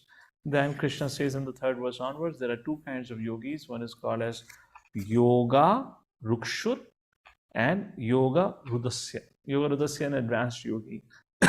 What are the symptoms of Yoga Rudhas? Then from text number 4, that was discussed about, what is the symptom, what is the stage of Yoga Ruda. And then 5th and 6th verse talks about why should we be detached from sense objects? Because the Yoga Ruda stage means Yadahi Nendriyateshu na karmashu anusajjate. He is detached, he does not perform fruitive activities and is detached from sense objects. So why should we be detached from sense object is being answered in the 5th and the 6th verse, because it degrades the mind. And then from 7th to the 9th verse, discussion was about the symptoms. Who is that person in Yoga Ruda? What are his symptoms or characteristics? Are being described from 7 to 9. Now from 10th verse onwards up to verse number 17, Lord Shri Krishna speaks about the process of meditation that is followed on the path of Ashtang Yoga. So it's a little gets into technical details, but like that. But again, reiterating the point which is being made here, what Krishna wants us to practice is Nishkam Karma Yoga. Therefore, we opened our forum today with that as a discussion. Let's take a look at 10th verse. Yogi yunjita satatam atmanam rahasi sita ekaki yata chitatma narasa aparigraha. So, I'll speak when I have to speak. Let's have somebody read out the translation. Let me have a partner here who can read out translations for me here. Who would like to do that? Anyone? Those of you have hands up. Rishikesh Pankaj Prabhu, your hand is up if in case. Oops, unmute. Hare Krishna, Prabhu. Yes, you're loud enough. Please go ahead. Translation, please. We'll read the translations now. A transcendentalist should always engage his body, mind, and self in relationship with the Supreme. He should live alone in a secluded place and should always carefully control his mind. He should be free from desires and feelings of possessiveness. This is your starting step to be a yogi, huh? This is how you begin. This is the determination with which you enter to this path of Ashtang Yogi. So conditions are given is he has to engage his mind, body, and self in relation to the Lord. He should live alone in a secluded place. Live alone in a secluded place. This will be discussed later on in the chapters also. So what is the meaning of living in a secluded place? Prabhupada says living in a secluded place. Okay, let me ask all of you. What does it mean for a devotee to live in a secluded place? All of you lower down your hands, so I know who's actually raising the hand for the answer. Okay, Madhav Kripa Prabhu, your hand is still up, so you answer please. What does it mean to live in a secluded place? Prabhuji, can you repeat once? No, I could not hear. There was some household noise. I'm saying your hand is up, so you probably estimated my question beforehand. So my question to you is, it is mentioned on the yoga tradition path that person should live in seclusion. What does it mean for bhaktas? Okay. Seclusion from anartha, seclusion from bad association. Okay, good attempt. I was looking for Prabhupada's statement. Prabhupada says very clearly something. Siddhulu, Mother Siddhulu, where are you? I saw your hand up. Yeah, go ahead, Mother. Oh, Mother or Prabhu. Sorry, I can't see you. Yeah. Prabhu, yeah. Prabhu, am I audible? Yes. Prabhuji, my understanding, like away from non-devotees or materialistic people. That is Okay. Generally, like it's a positive affirmation, not the negative affirmation. The point is to live in the association of devotees. That is what means to live in seclusion. Seclusion means away from non-devotees. We'll see that in one of the purpose in the later on chapters. All right. Like that, and he should control his mind. That has been described. Okay. Let's go to the 11th and 12th verse now. So the 10th verse is mentioned. He should engage his body, mind, live in a secluded place, and he should be free from his desires. So what should he do in secluded place? Now the practice will be described in verse number 11th and 12th. Please read out. Who was reading the verses along with me? Okay, Nitai Pran Prabhu, go ahead, you do it. I forgot the name of the devotee who was there. Unmute and read out. 11th and 12th verse translation. Okay. Sacred place refer to the place of pilgrimage. No. Translation, please. You're reading on purpose. Sorry, Prabhu. To practice yoga, one should go to a secluded place and should lay kusha grass on the ground and then cover it with the deer skin and a soft cloth. A seat should be neither too high nor too low and should be situated in a sacred place. The yogi should then sit on it very firmly and practice yoga to purify the heart by controlling his mind, senses, and activities and fixing the mind on one point. So two things are mentioned here. So what should a yogi do after going into seclusion? Away from the hustle bustle of a city life, away from the family life and everything, go into the forest. Not forest, go to a sacred place. So what is a sacred place? Prabhupada writes in the purpose. Sacred places means generally the banks of rivers like Ganges and Yamuna, Saraswati, like that. Going to Haridwar, Rishikesh, Mathura, Vrindavan, Ayodhya, Chitrakoot, etc. These are the places. So now what does it mean for devotees? For devotees, sacred place means we all should have some space in our house where we can be away from the hustle bustle of the house. It can be a small altar room. Some space is essential to be created because these are all inherent part of our Bhakti Yoga. Because after Ashtang Yoga comes Bhakti Yoga, which means all these things must be included in Bhakti Yoga. So all of us also should have some place in our house where it is free or away from all the things that goes in the household affair. And that is something which we need to attempt to create it. Then what you need to do after having a sacred place? Should I stand? Should I dance? What should I do? No, you should sit. Sit on whose asana? You should sit on your asana. So there is a Vedanta Sutra, as all of you know, there are 555 verses, aphorism, According to Vedanta Sutra, in the 4th chapter, the 7th aphorism says, one should sit rather than stand or lie on that asana, which has been established. Since the Vedanta says, asina sambhavat, one should sit because then only meditation is possible. So our chanting also is most effective when we are sitting and chanting. Now regarding asana, the asana should be, all of us should have, this is also rules and regulation of practice of meditation, we should have our own asana. In fact, in the yogic marg, it is forbidden to use anyone's asana. Now you may say, kya Prabhu ji? सब कुछ छोड़कर आया, जंगल में आया, अपने आसन से attach हो गया. No, not like that. Then he became better. This is the rules and regulation. So we should have, just because it maintains certain amount of purity, and this is a whole discussion that comes is about energy, the flow of energy like that. So that is being described here. Now the question comes, okay, I go into seclusion, I find my sacred place, I sit on my asana. Now the question is, how do I sit? I sit like this, I sit like this, or how do I sit? What should be the sitting posture? So Lord Shri Krishna goes into detail. Please read the translation text number 13 and 14. How should you be sitting? Should I read, Prabhu? Yes, please read. One should hold one's body, neck, and head erect in a straight line and stare steadily at the tip of the nose. Thus, with unagitated, subdued mind, devoid of fear, completely free from sex life, one should meditate upon me within the heart and make me the ultimate goal of life. So how should we sit? We should with a straight back. There is in the Kundalini text, the Kundalini Yoga text, it is described when you sit back, and then your Kundalini gets activated from Muladhara chakra, and then Kundalini moves through all the different chakras upwards when we sit in dhyana. So like that, there are different things I mentioned, but it's important to sit with a straight back like that. Of course, don't try to stare steadily at the tip of your nose. If you try to do that, just sit straight, that's good enough. But trying to stare at the nose and all that, you probably may go into premature samadhi even before your meditation begins. So be careful of that.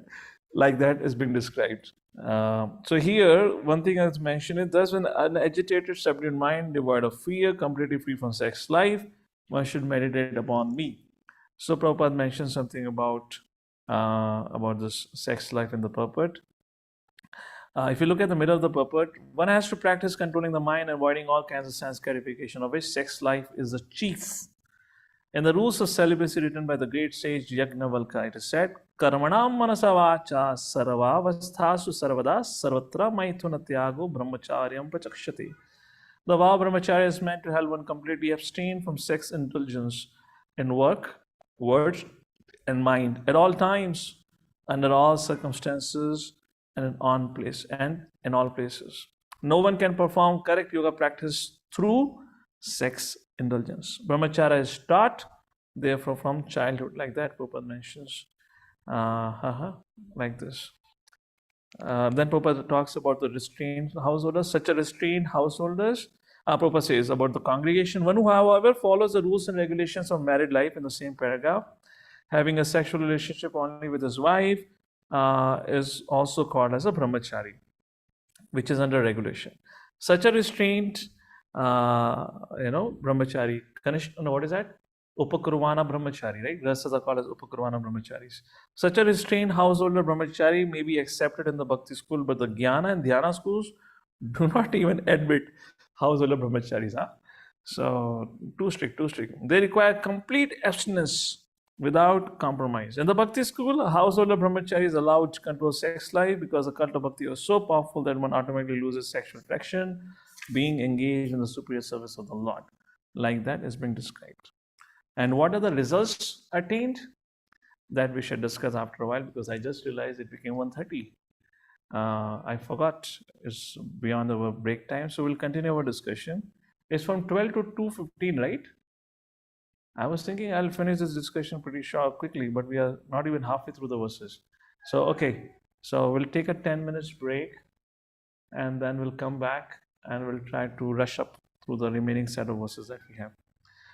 Okay, so we'll read from the 15th verse onward. Now the discussion will come. Okay, I went into the forest, I went into the seclusion, I found my sacred space, I sat with a straight back, and I followed brahmacharya principles, everything. What would I gain? That is being answered in the text number 15, like that. That we shall say after the break. Jagadru Srila Prabhupada ki jai.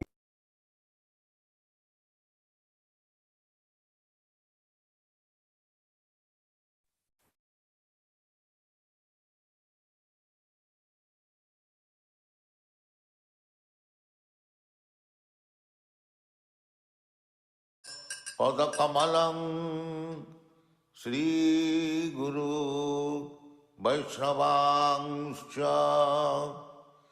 श्रीरूपं साग्रजातं सहगणा रघुनाथान्वितं तं सजीवं साद्वैतं सावधूतं परिजनसहितं कृष्ण चैतन्यदेवं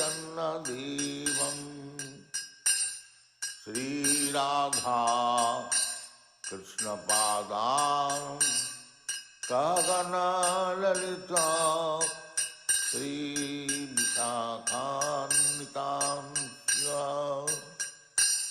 हरे Krishna Krishna Krishna Hare Hare Hare Rama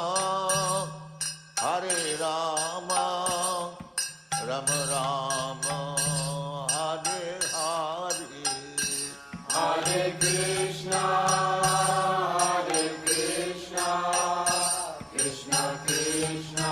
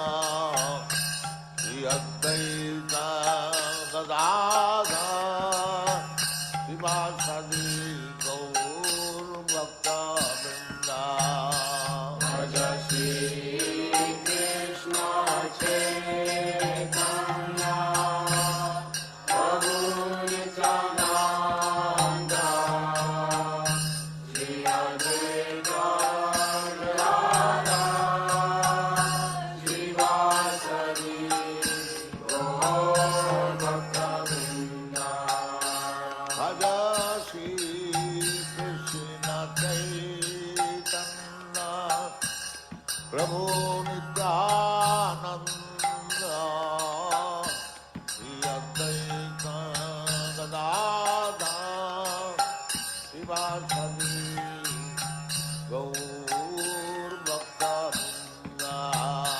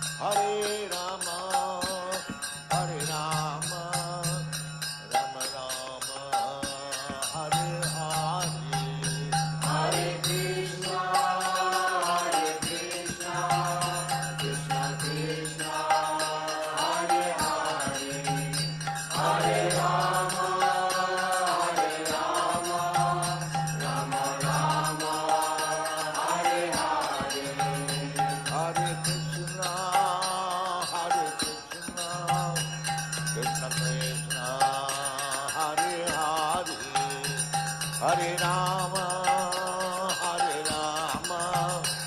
Rama Rama, Hare Hare. Hare Krishna, Krishna Krishna, Hare Hare, Hare Rama, Rama Rama, Hare Hare. Hare Krishna, Krishna Krishna, Hare Hare, Hare Rama, Rama Rama, Hare Hare. Hare Krishna, Krishna Krishna, Hare Hare, Hare Rama, Rama Rama, Hare Hare.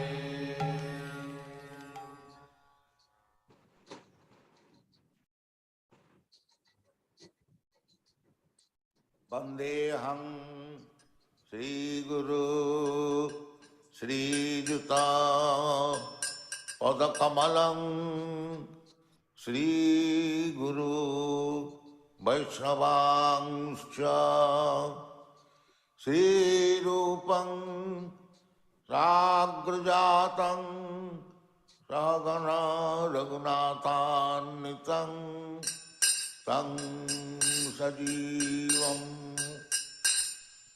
Sadvaitam Savadhutam Parijana Sahitam Krishna Chaitanya Devam Sri Radha Krishna Padam Sagana Lalita Sri Vishakanitam Hare Krishna, Krishna Krishna, Hare Hare, Hare Rama, Rama Rama, Hare Hare, Hare Krishna, Krishna Krishna, Hare Hare, Hare Rama, Rama Rama, Hare Hare, Hare Krishna,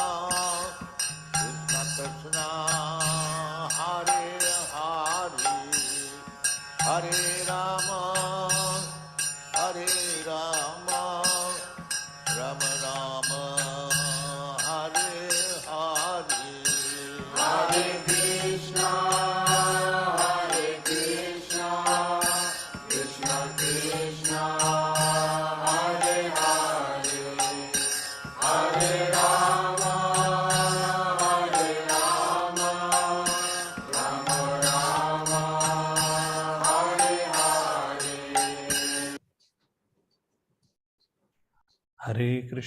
Hare Krishna, Krishna Krishna, Hare Hare, Hare Ram, Ram Ram, Hare Hare.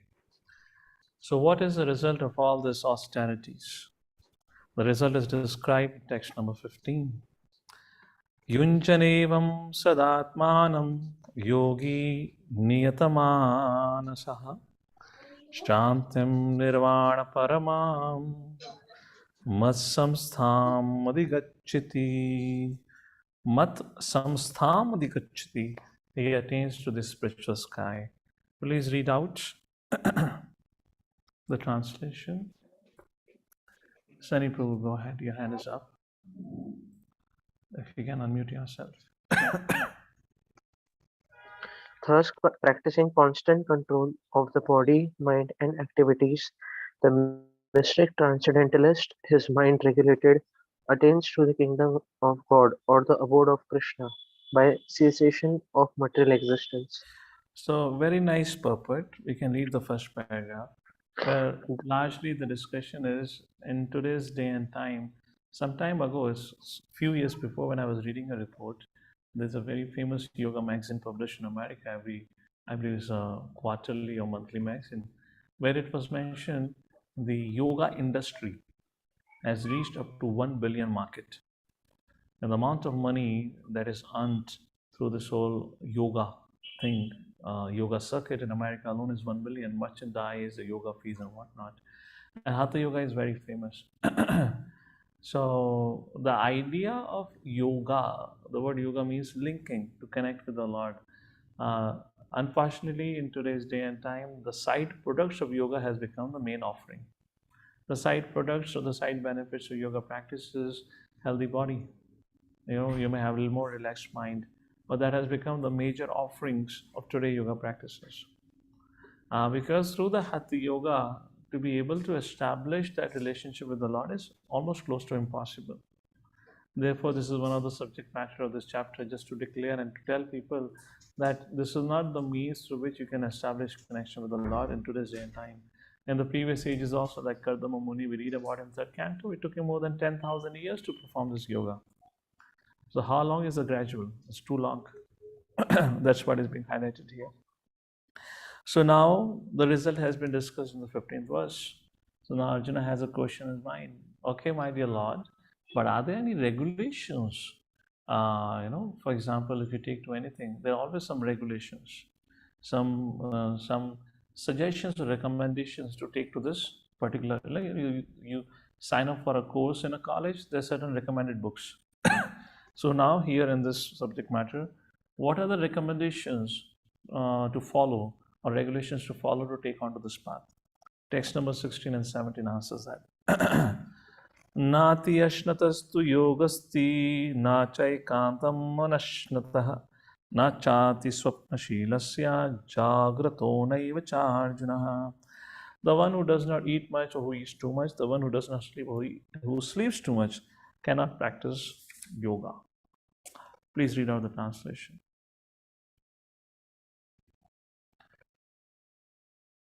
Sunny, you can read it. Go ahead. There is no possibility of one's becoming a yogi. O Arjuna, if one eats too much or eats too little, sleeps too much or does not sleep enough. So according to the yogic science, Srila Prabhupada writes in his purpose also, the recommendation, how much we should eat is a recommendation. I don't know who really is able to practice, but his recommendation is one should fill the stomach half with food, 1/4 with water, 1/4 with air. So it helps in the washing machine to move, the machine that we have within us, like that. Prabhupada here discusses more on the side of non-vegetarian diet, like that, how those who eat non-vegetarian food are actually eating sin. And then comes 17th verse, the classic verse which we have discussed before also. Yukta ahara viharasya yukta cheshtasya karmasu yukta swapno abodasya yogo bhavati dukkha. Dukkha, let's take a look at this verse in the reverse direction. Dukkha, freedom from dukkha. How? Yoga bhavati. Yoga bhavati becomes, you attain dukkha, freedom from miseries. How? Yoga, by the practice of yoga. Now, what is this yoga practice being described? Now, the verse begins with yukta.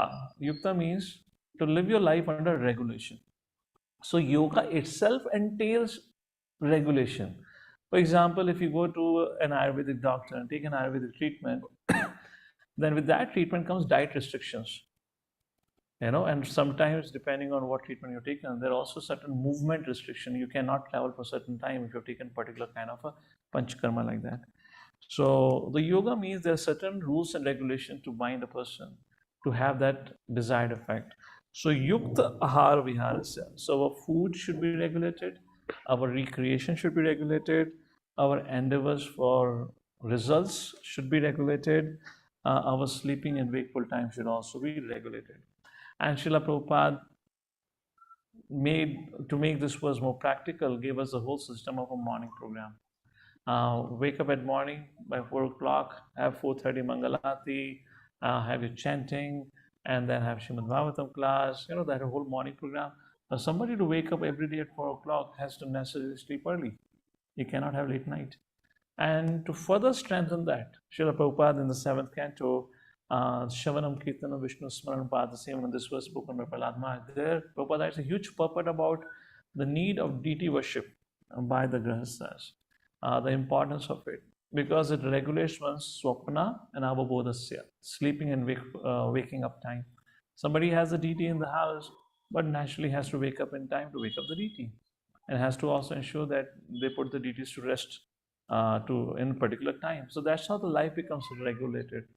And for ahar, Prabhupada says regulated ahar means only eating Krishna prasadam. And yeah, I will not say much on that, that's fine. Yukta ahara, yes, yeah. And then recreation. What is the recreation aspect here? Recreation word means to recreate our energies. Recreation does not mean sleeping 20 hours, you know.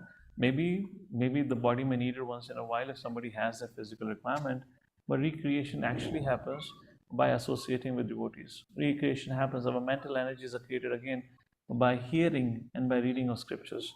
That's how our regulated lifestyle should be. And yukta cheshtasa karmasu, our endeavors for fruitive actions, our endeavors for results should also be regulated. And Bhaktivinoda Thakur gave an example for that: 8-8-8 hour formula, 8 hours for work, 8 hours for bodily maintenance, and 8 hours for spiritual life. So we should strive sooner or later. It depends on what journey of your professional career you are, but sometime, someday in future, sometime we have to make this choice. We have to make this decision that we're not spending too much of our time and energy in the professional life. So we are able to give our time required attention to spiritual life. This is what it largely means, and Prabhupada has given a beautiful purport for that, like that. Okay. Now the text number 18. The question comes. Okay, the regulations have been described. Life should be regulated. When will that yogi attain perfection? Lord Shri Krishna answers. When would he attain? Yada viniyatam chittam atmani evavatishtate nishprahas sarvakamebhyo yukta iti uchyate tada. Please read out the translation, Prabhu. Text number 18. When the yogi, by the practice of yoga,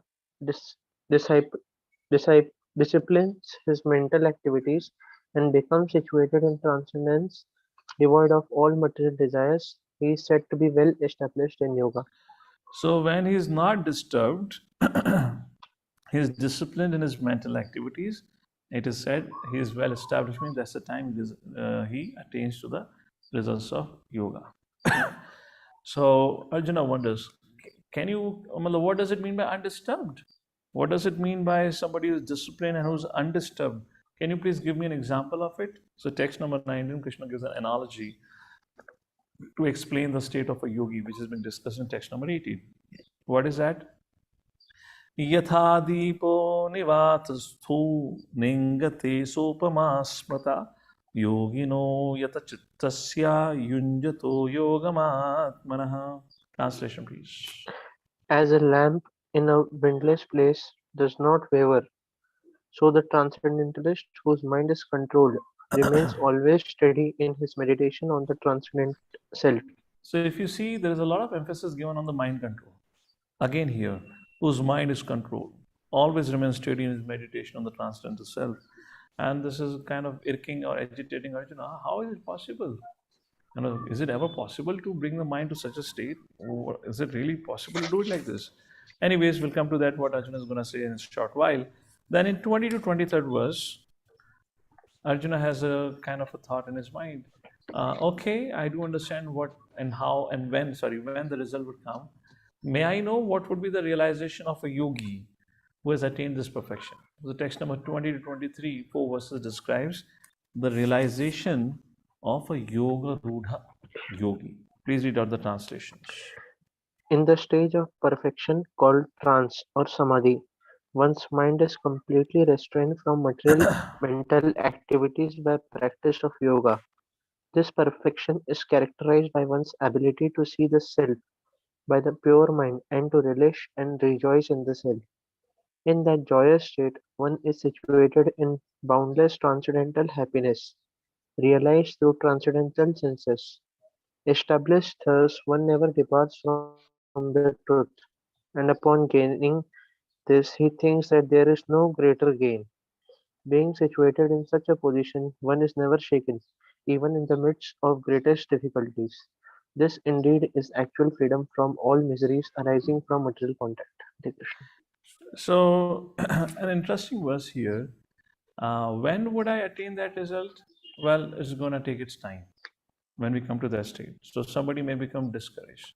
So, what is the realization of a yogi? Oh, when would that stage come when my mind would be like, a lamp kept in a windless place, will not shake at all?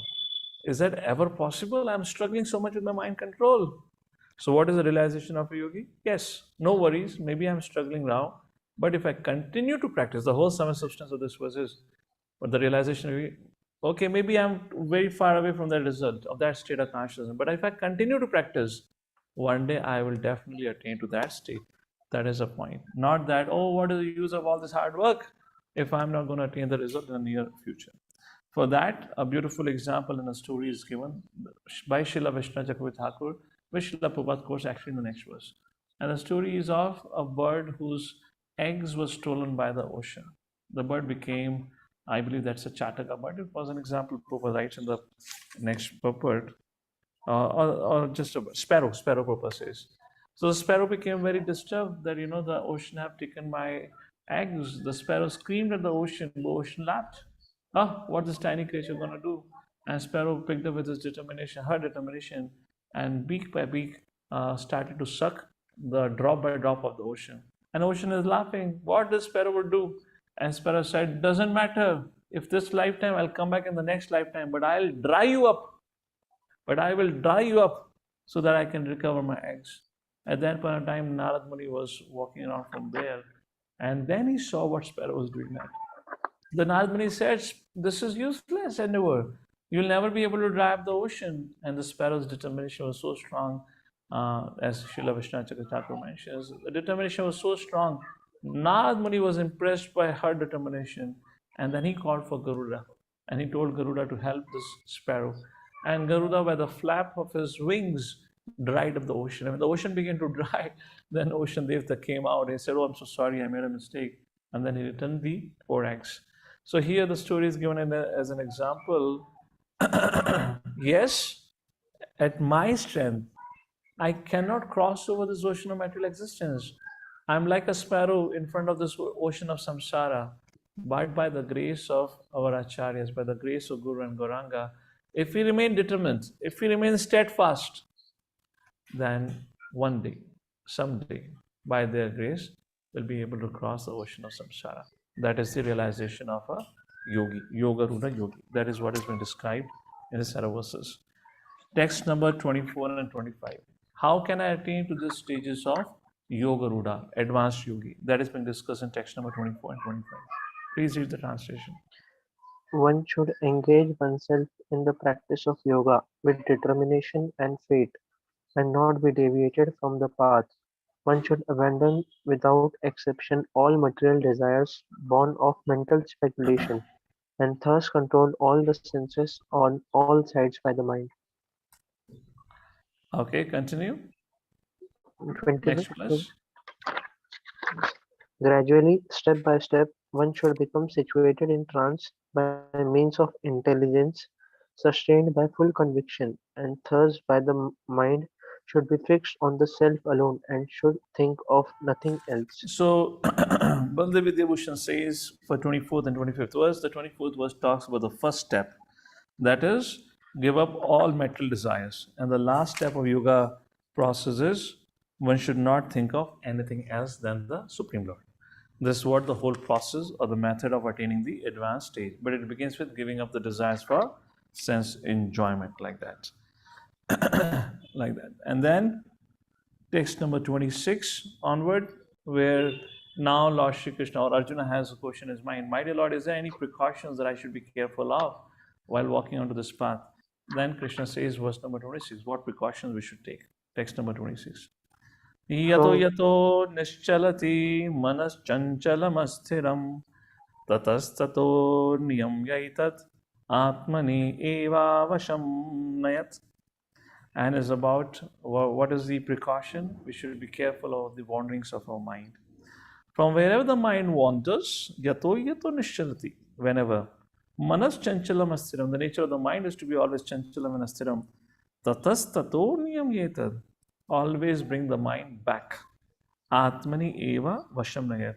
This is how we control the mind, like that is mentioned. Mother Rati Manjri, please read the purport. Very beautiful purport. Vaishnava Prabhupada. Hare Krishna. Prabhuji, please accept my humble obeisances. Purport. Yes. The nature of the mind is flickering and unsteady, but a self-realized yogi has to control the mind. The mind should not control him. One who controls the mind and therefore the senses as well is called Goswami or Swami, and one who is controlled by the mind is called Godasa or the servant of the senses. Goswami knows the standard of sense happiness. In transcendental sense happiness, the senses are engaged in the service of Rishikesha or the supreme owner of the senses, Krishna. Serving Krishna with purified senses is called Krishna consciousness. That is the way of bringing the senses under full control. What is more, that is the highest perfection of yoga practice. Thank you very much. So, what does this verse means? As our acharyas explained, if in case our mind becomes disturbed by our past sinful activities or tendencies, and mind gets agitated remembering those things, when similar sense object comes in front of our eyes, then what we should do? We should withdraw the mind from those thoughts. Withdrawing the mind, niyama aitat, from whichever object the mind approaches, the yogi, Atmani eva vasham nayat, should make it obedient to the Atma alone by reflecting on the intense happiness of realizing Atma. The very, very important verse. Yato yato nishalati manachanchalam astiram tatas tato nayamaitat Atmani eva vasham nayat. And that's all of us would have had that experience. Our nature, our situation in our spiritual life is sometimes like, a boy trying to touch the fan. Sometimes we jump high, we're able to touch, but then again we have to come down. So our mind keeps on going through ups and downs like this, unless we're really purified of all those past sinful reactions. Okay, so how many of you agree? It's a struggle. It's a struggle. We have to undergo this struggle. So now, in text number 27, 28, to encourage Arjuna, Krishna mentions, what will be the result of your struggle? So therefore, priorly we discussed in verse number, the realization of a yogi, verse number 20 to 23, the realization of yogis. I know the results not going to come so soon. So somebody may say, why you're working so hard for it? But no, I'm still going to strive for it. And the example of the story of a sparrow was given, which we discussed.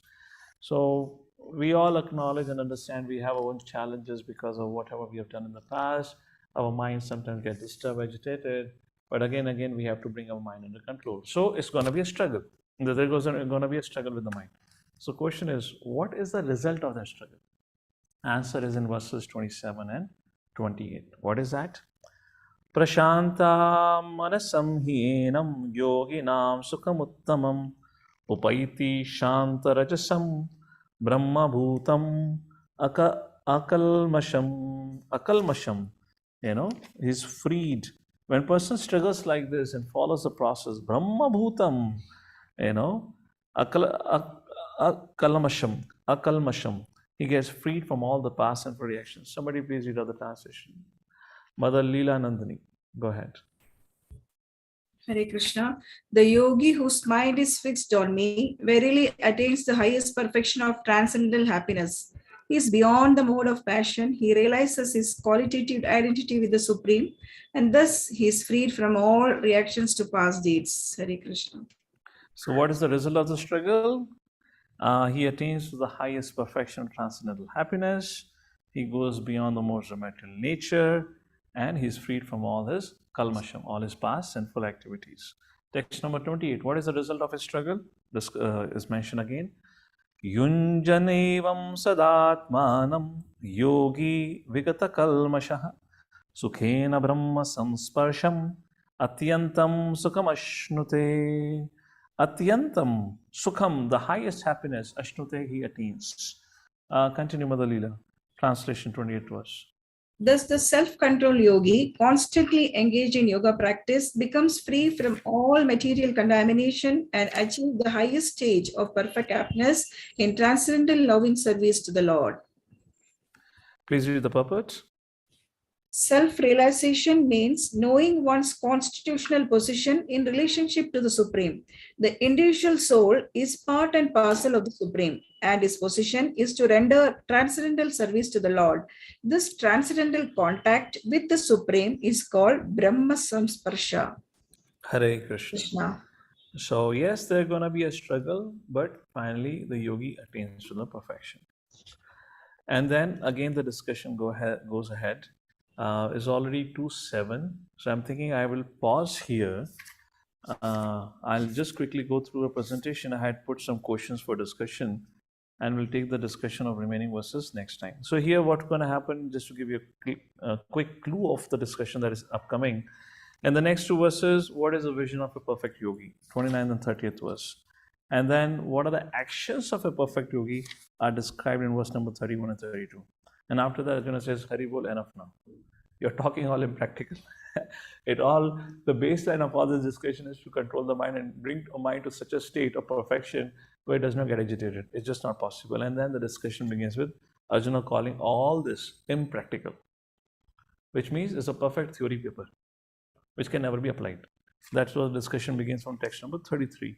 And in text number 35, Lord acknowledges, and then Lord says, what is the means and the process to attain to this same results in an easier way?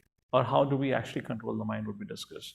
And then finally, Arjuna is still not very much convinced. He's a little worried. And he said, my dear Lord, it's a long process. What happens to those who after a long practice may get distracted? Or maybe, there are different people who take to this process because of different agenda. Maybe somebody may not have that much determination because struggle, we discussed right in 26 verse, you have to struggle with the mind, may not have so much determination. On top of it, there are already enough temptations to distract us. So what if somebody lacks determination? What if somebody gets distracted prematurely on this yoga path? What's his gati? Is he going to end up in no man's land? Na to wahan ka, na yahan ka. What happens to him?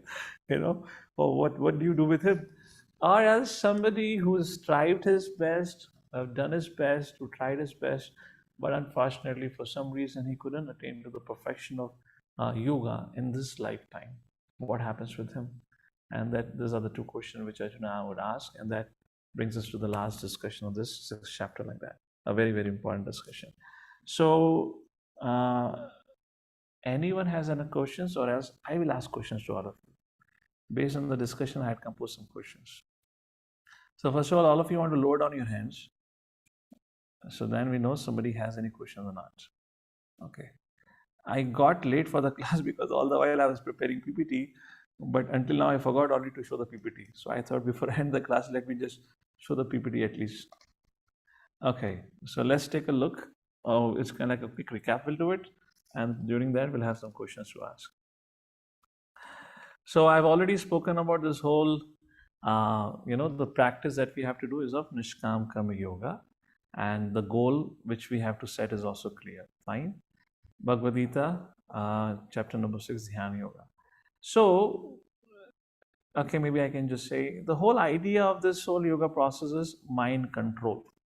And now Arjuna is, I'll speak about this next time when Arjuna, will speak about that, how it's just not possible to control the mind. There's a beautiful analogy given in Patanjali Yoga Sutras. A mind is compared to to a monkey. And not only ordinary monkey, intoxicated monkey. Imagine a monkey to whom you have fed a wine, and then you have tied his tail with a barbed wire, and then you have put him into a prison bar which is infested with a venomous snake. So what would be the condition of that monkey? So that is a condition of a Kali Yuga Prani. We'll elaborate this analogy next time. So the acronym for this chapter is like easy. 4 sections. The first section, enemy or friend, where the discussion was on the mind. If you control your mind is a friend. If you fail to control the mind, it becomes enemy. Then the practice of Ashtang Yoga was discussed from the verse number 10 to verse number 36. That's what we have seen so far today. Enemy or friend, that's okay. We discussed that. Sannyasi, we have also discussed the yoga ladder. A stepping stone is Karma Kand. And Sakam Karma Yoga, when person realizes that all this sense gratification is frustrating. Nishkam Karma Yoga, discuss that, so I don't know if I need to go back to it. Then there are discussion on 2 stages of yoga. Yoga Rurukshu, which is a preliminary stage, and then there is an advanced stage called as Yoga Rudha stage. So mind can be an enemy, mind can be a friend. Fine. And this is this elaboration of the puppet. And what is the potential of the mind? Controlled mind acts as a friend, uncontrolled acts as an enemy. The controlled mind follows the dictation of Guru and Paramatma, not only Paramatma actually, and follows the dictation of 6 enemies, that is uncontrolled mind. Controlled mind is used for Krishna service, whereas uncontrolled mind pursues sense gratification. Controlled mind liberates us by spiritual activity, and controlled mind binds us via fruitive mental activity. So here's a question that I thought I'll pose to all of you. Do you have any real life situation where you experienced your mind has been either as a friend or an enemy? And how can we, let's put it more specific, have you had any experience where you can realize that your mind really acted as an enemy for you? Then question comes, how can we turn the mind into being a friend from an enemy? Can we take up this for discussion? Do you have any example of any real life situation which you can realize and recall that yes, my mind cheated me. My mind was my enemy. And now the question I'm adding on top of it, how can you turn your enemy mind into a friendly mind? Any thoughts onto it? Because this is the core of this chapter. I remember I just asked this question once. Okay, I'll not get the case study. Let's hear. Yes, Mother Induradika. Yes, Would you like to say Prabhu. something? Yes, Prabhu. I just want to say how mind is not in our control. I always used to feel that mind is our control. But earlier, before coming into Krishna consciousness, I remember that when we used to have stress in the office, I just can't come home and sleep. I will keep thinking about the same problem and I'll keep telling my mind, go to sleep, go to sleep, go to sleep. But just doesn't listen at all, Prabhu. And now, just I will tell you yesterday's situation, yesterday evening, I was in tremendous stress in my office. I was getting a lot of calls up the highest level, there was a stress. But I was so cool. I don't know what it was, but I was so cool. I just left it to Krishna and I told, you only take care of this. You only will sort it out.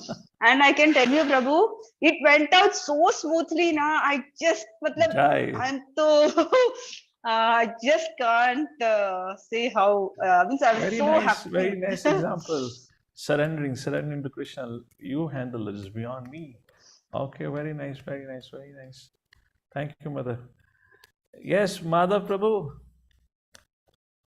Enlighten. So, Prabhuji, it's very common when we depend completely on ourselves to get stressed, especially in corporate life. There could be reorg changes, or then whenever you have to make any decisions, right? And you are being impacted in one way or the other way, and things are not under your control. But the nature of mind is to brood over it again and again, thinking that, aisa hoga to kya hoga, waisa hoga to kya hoga. But when we come to an understanding that whatever has to happen will happen by Krishna's desire, if I get what I desire, it's Krishna's mercy. And if I don't get what I desire, it's Krishna's blessing. If we have this understanding, I think most of the times, although after brooding sometime, I come to this conclusion and keep myself calm. So that's the strategy I know. Okay.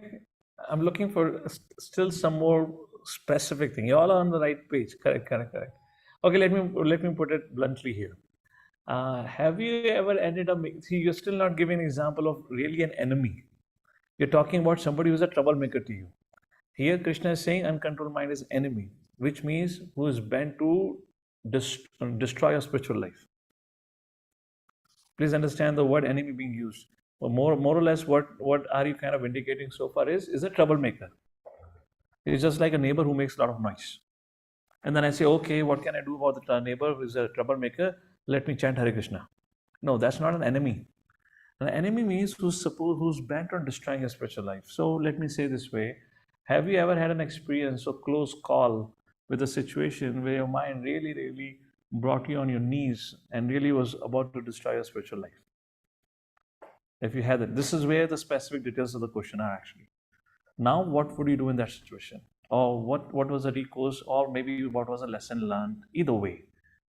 So I just wanted to be more specific. You know, the word is used, enemy. And the answer, okay, I don't want to give an answer, but let's see here. So we still have hands up. Yes, Ravi Prabhu. Hear from you now. What do you have to say? Yeah, Hare Krishna. Yes, Hare Krishna, Prabhuji. Dhanad Pranam.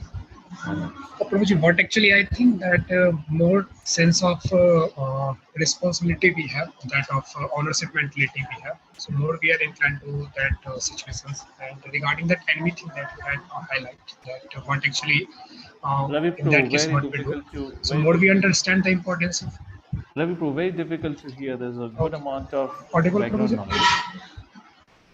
Okay, go ahead. It's not very clear. Okay, I'm audible, Prabhuji? Yes. Okay. So the more Prabhuji we understand the importance of Krishna consciousness and the spirituality in our life, though more on that factor we could able to restrain our mind to go on that path, which is going to be an enemy for us in our spiritual life.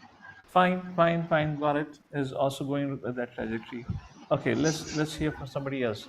I'm looking for something very specific, which Prabhupada have also addressed actually. Okay, Sanat Rishi Prabhu, what's your take on it? Hare Krishna, Enemy. Madan Sundar. You understand the mind is acting as an enemy. Yeah, Prabhu. So, like initially when I came to spiritual, I mean, I take up Krishna consciousness, I faced this situation where I was actually taking Bhagavad-Gita classes, Discover Yourself classes, and at that point of time, initially, of course, there are many people who were coming online, and then there were very few people who used to come, and like from 50, it has gone down to 5. So it was like a huge demotivation.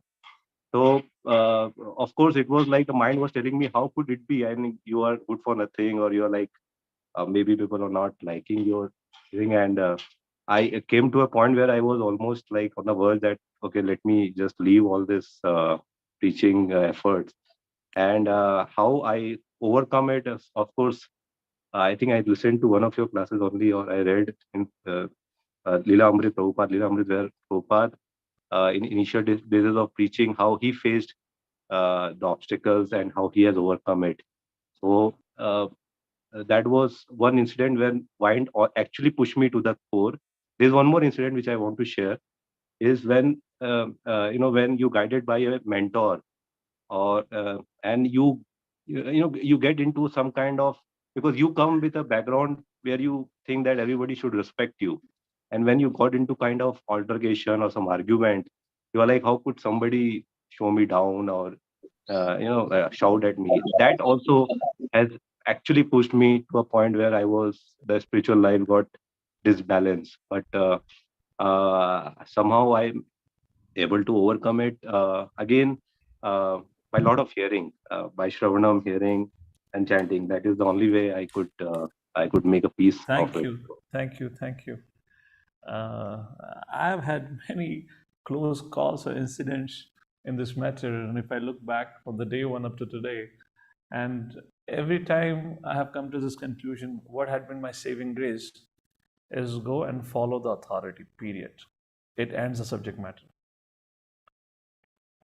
That's the only point. Nothing else can resolve it. I mean, so many situations, like, the programs, the initiation or whatnot, there have been many circumstances. The only saving grace, because mind goes haywire, the only saving grace is follow the authority. Okay, kaha hai, karenge, baat khatam. But here, if we don't have that understanding, have that relationship to follow authority, then nothing can be done. then it's a lost case. Then making so much endeavors and all that becomes very difficult. That's what Prabhupada said, the mind has to be always put under subjugation. What is the difference between dictation of the mind, dictation of Paramatma? How do we know that it is Paramatma speaking and not our mind? Maybe I'll just make as a last question. I had a few other questions, but we are already over time. So let's ask this last question. What is the difference between the dictation of the mind and dictation of Paramatma? How do we know that it is Paramatma speaking, not our mind? Any thoughts? Any thoughts? Any thoughts? Very difficult question. Prabhupada writes something very clearly about this in purpose. Okay. Yes, Mother Maithini. Paramatma speaking, your mind speaking. So in the table that you showed just now, it was seen that the control mind, we know that we follow the instructions of Paramatma and Guru. So that means it would be in accordance to the Vedic scriptures. And if it's a mind, it would be we would be following the whims and. So you're saying Guru Sadhu Shastra. It should align with Guru Sadhu Shastra. Again, it's a very if it is mind, it's a very vague and a broad area, because one particular No, guru but- may have emphasis on something, another guru may have emphasis on something else, and you are No, hanging but if between it is the a lines. mind, we'll know it because it'll be under the influence of the six are anarthas. So there'll be a clear. Wonderful, wonderful, good attempt. Mother Rati Manjari, let's hear from you. Are you muted? Unmute. Yes. Hare Krishna. Prabhuji, when the voice takes you away from bhakti, I mean, gives excuses that it's okay, go to sleep for some more time, you can wake up a little late. That is That not. is for sure. Paramatma is not going to tell that. Okay. Example, Prabhuji. Okay. Taking us Good. away from bhakti, basically. Okay, this is an easy case scenario. There could be complicated case scenario where you're damn sure this is bhakti. The case scenario where you're sure that this is, if I do it, this will give pleasure to Guru Parampara. So is that the wish coming from your mind? Is that coming from Paramatma? The simple answer is, Prabhupada writes in his purport, any decision that we make should always have the blessings of our seniors. At our level, to have this understanding Guru Sadhu Shastra is very difficult. You can go, Veda-based, you can search for this. In the first canto, Prabhupada writes a statement. Whatever we do in our life can only be fruitful if that action has a blessing of our seniors. So again, a culture of consultation. We should always go back to our, community of Vaishnavas, discuss with them, and of course, within that community of Vaishnavas, we'll have some devotees with whom we have heart-to-heart relationship, with whom we do Guyam Akhyati Prachati, to whom you can call your mentors and Shiksha Guru and whatnot. There we can do that way, like that. All right. So I guess, Prabhuji, on this statement, I have a question, right? Yes, So yes. we as Grihasthas, right? I mean, when it comes to different matters in family life or job life, right?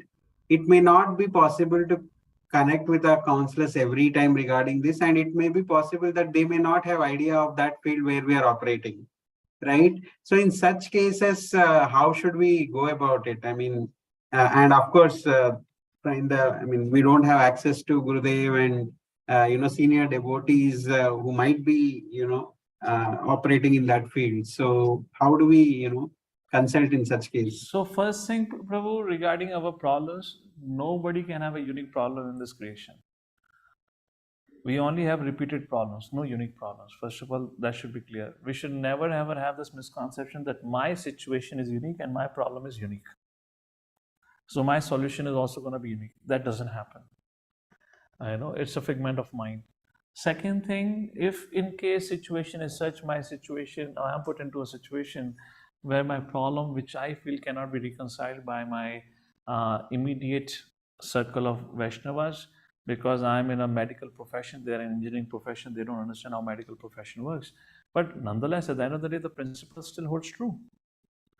It's very difficult at all times for us to get educated in details. But the principles can be, shared. And on that principles, we have to make a decision.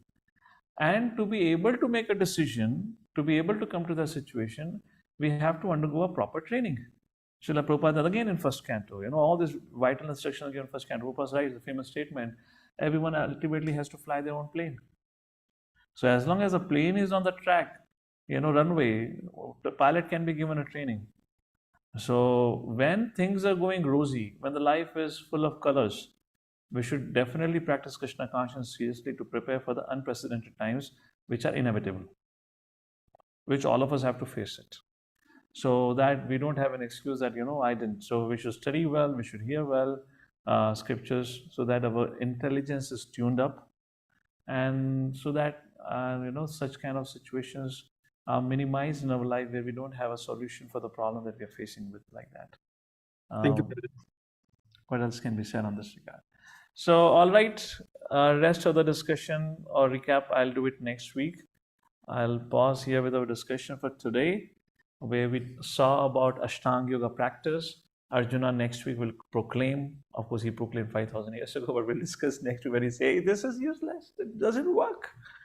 And then again, Lord Shri Krishna says, yes, bhakti is the highest. Do that. Engage your senses. That's a very important thing. And that will keep you happy, and that will keep you steadfast on back home, back to Godhead, like that. So with that, we have a question here. If in case we have any questions, we can open the forum. Officially, we end the class. Some of you wish to leave because time is already up. You're more than welcome to leave. Yes, Mother Medhavni, you have your hand up. Please go ahead. Prabhu, this is relating to your second question. I have actually written an email to you. I've got response emails, but this email. So I just wanted to ask you, request your response to this email, Prabhu. It's a query that I've asked on email. When Thank you, Paramatma instruct me to reply, I Prabhu. should reply.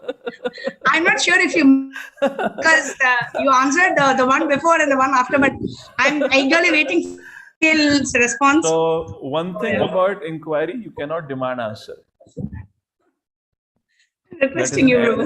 That is an inherent part of etiquette in question answers. You have a right to ask a question, and to whom the question has been asked owns the right to give an answer, not give an answer.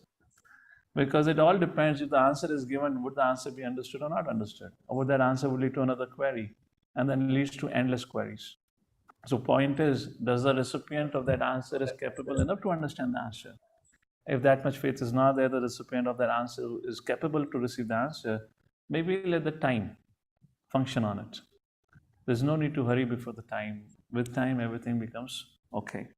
Hare Krishna. Jagadurush. Okay, Mother Induratika. Yes, you have a hand up. Go ahead. Yes, Prabhuji. Prabhuji, actually, of course, this Dhyana Yoga or Ashtanga Yoga is tough, but there are many similarities with Bhakti Yoga, Prabhuji.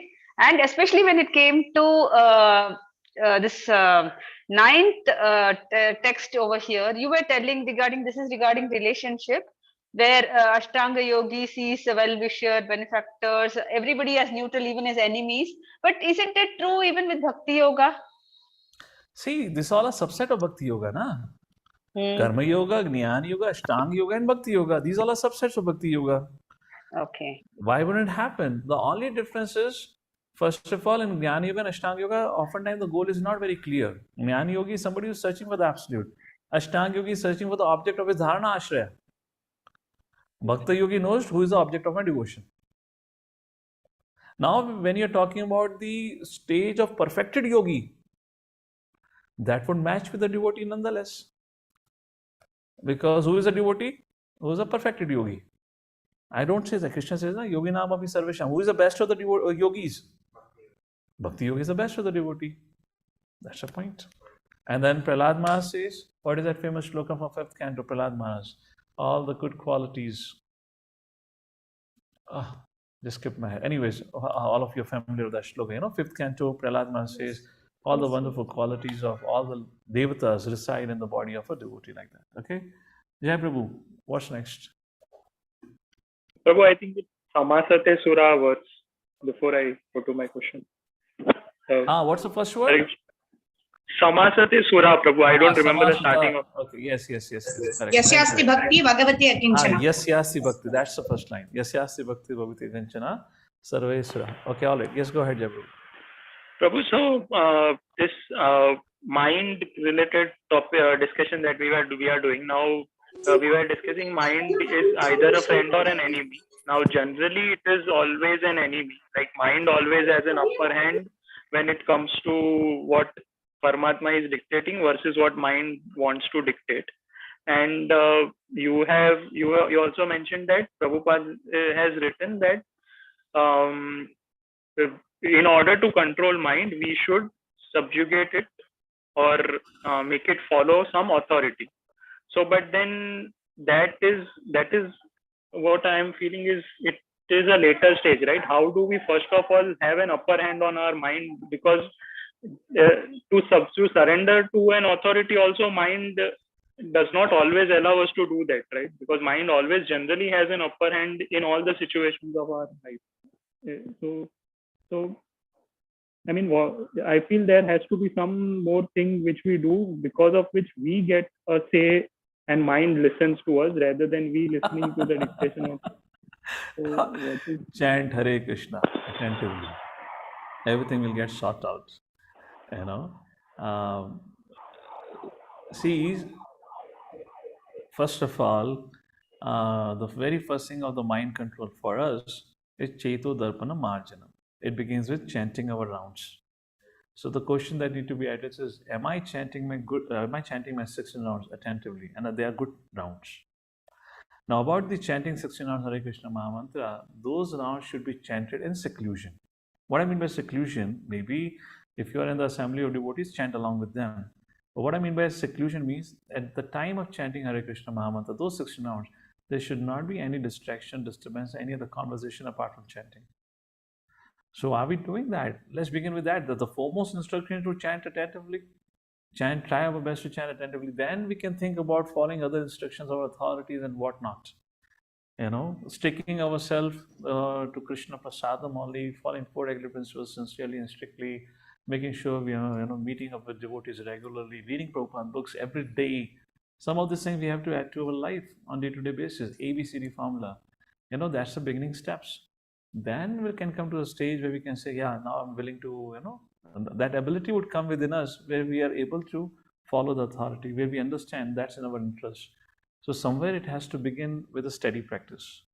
We follow something. So even if whatever stage you are, as you know, when for the first time in our relationship, when I told you for the first time to chant Hare Krishna, you were the fellow who had just come from the movie theater after watching Oh My God. And you remember what debate we had. So the Oh My God movie, if you remember, you had come and watched that movie and then you were having debate with me on this subject matter. So from that stage of you not willing to listen anything, and then gradually chanting 16 rounds, then gradually moving other social devotees, then there has been a lot of progress. So progress could have been more swifter if our practice could have been more stringent, or if practice is little relaxed, then the growth is accordingly. All right. Particularly chanting 16 rounds should be done nicely, because otherwise, if you're committing aparadhas during that time, then our progress gets stunted. All right. I don't see you on the screen. Are you still there? You dropped out. Yes. Thank you. Okay, you're there. Okay. Right. I hope I didn't remind you too much about that Oh My God movie. I guess Prabhu, you want to add something to it, Prabhuji? Go ahead. Yeah, Prabhu, there is again another lecture by Srila Prabhupada on this subject matter. Okay. This is called Medicine for Conditioned Mind. There is one. So if it is okay with you, I can share this lecture also. Yeah, why not? Always, it's always good to hear. Because the previous one, what I've shared, and this Medicine for Conditioned Mind, this covers almost everything that we are covered on the 6th chapter today. Yeah, that should be correct. Good. Please. So if it's okay with all of you, then I will share this lecture. Please send on the WhatsApp, Roji. Yeah. The links for it will refer to it. Thank you. So all right, we'll conclude here our discussion. Jagadguru Srila Prabhupada ki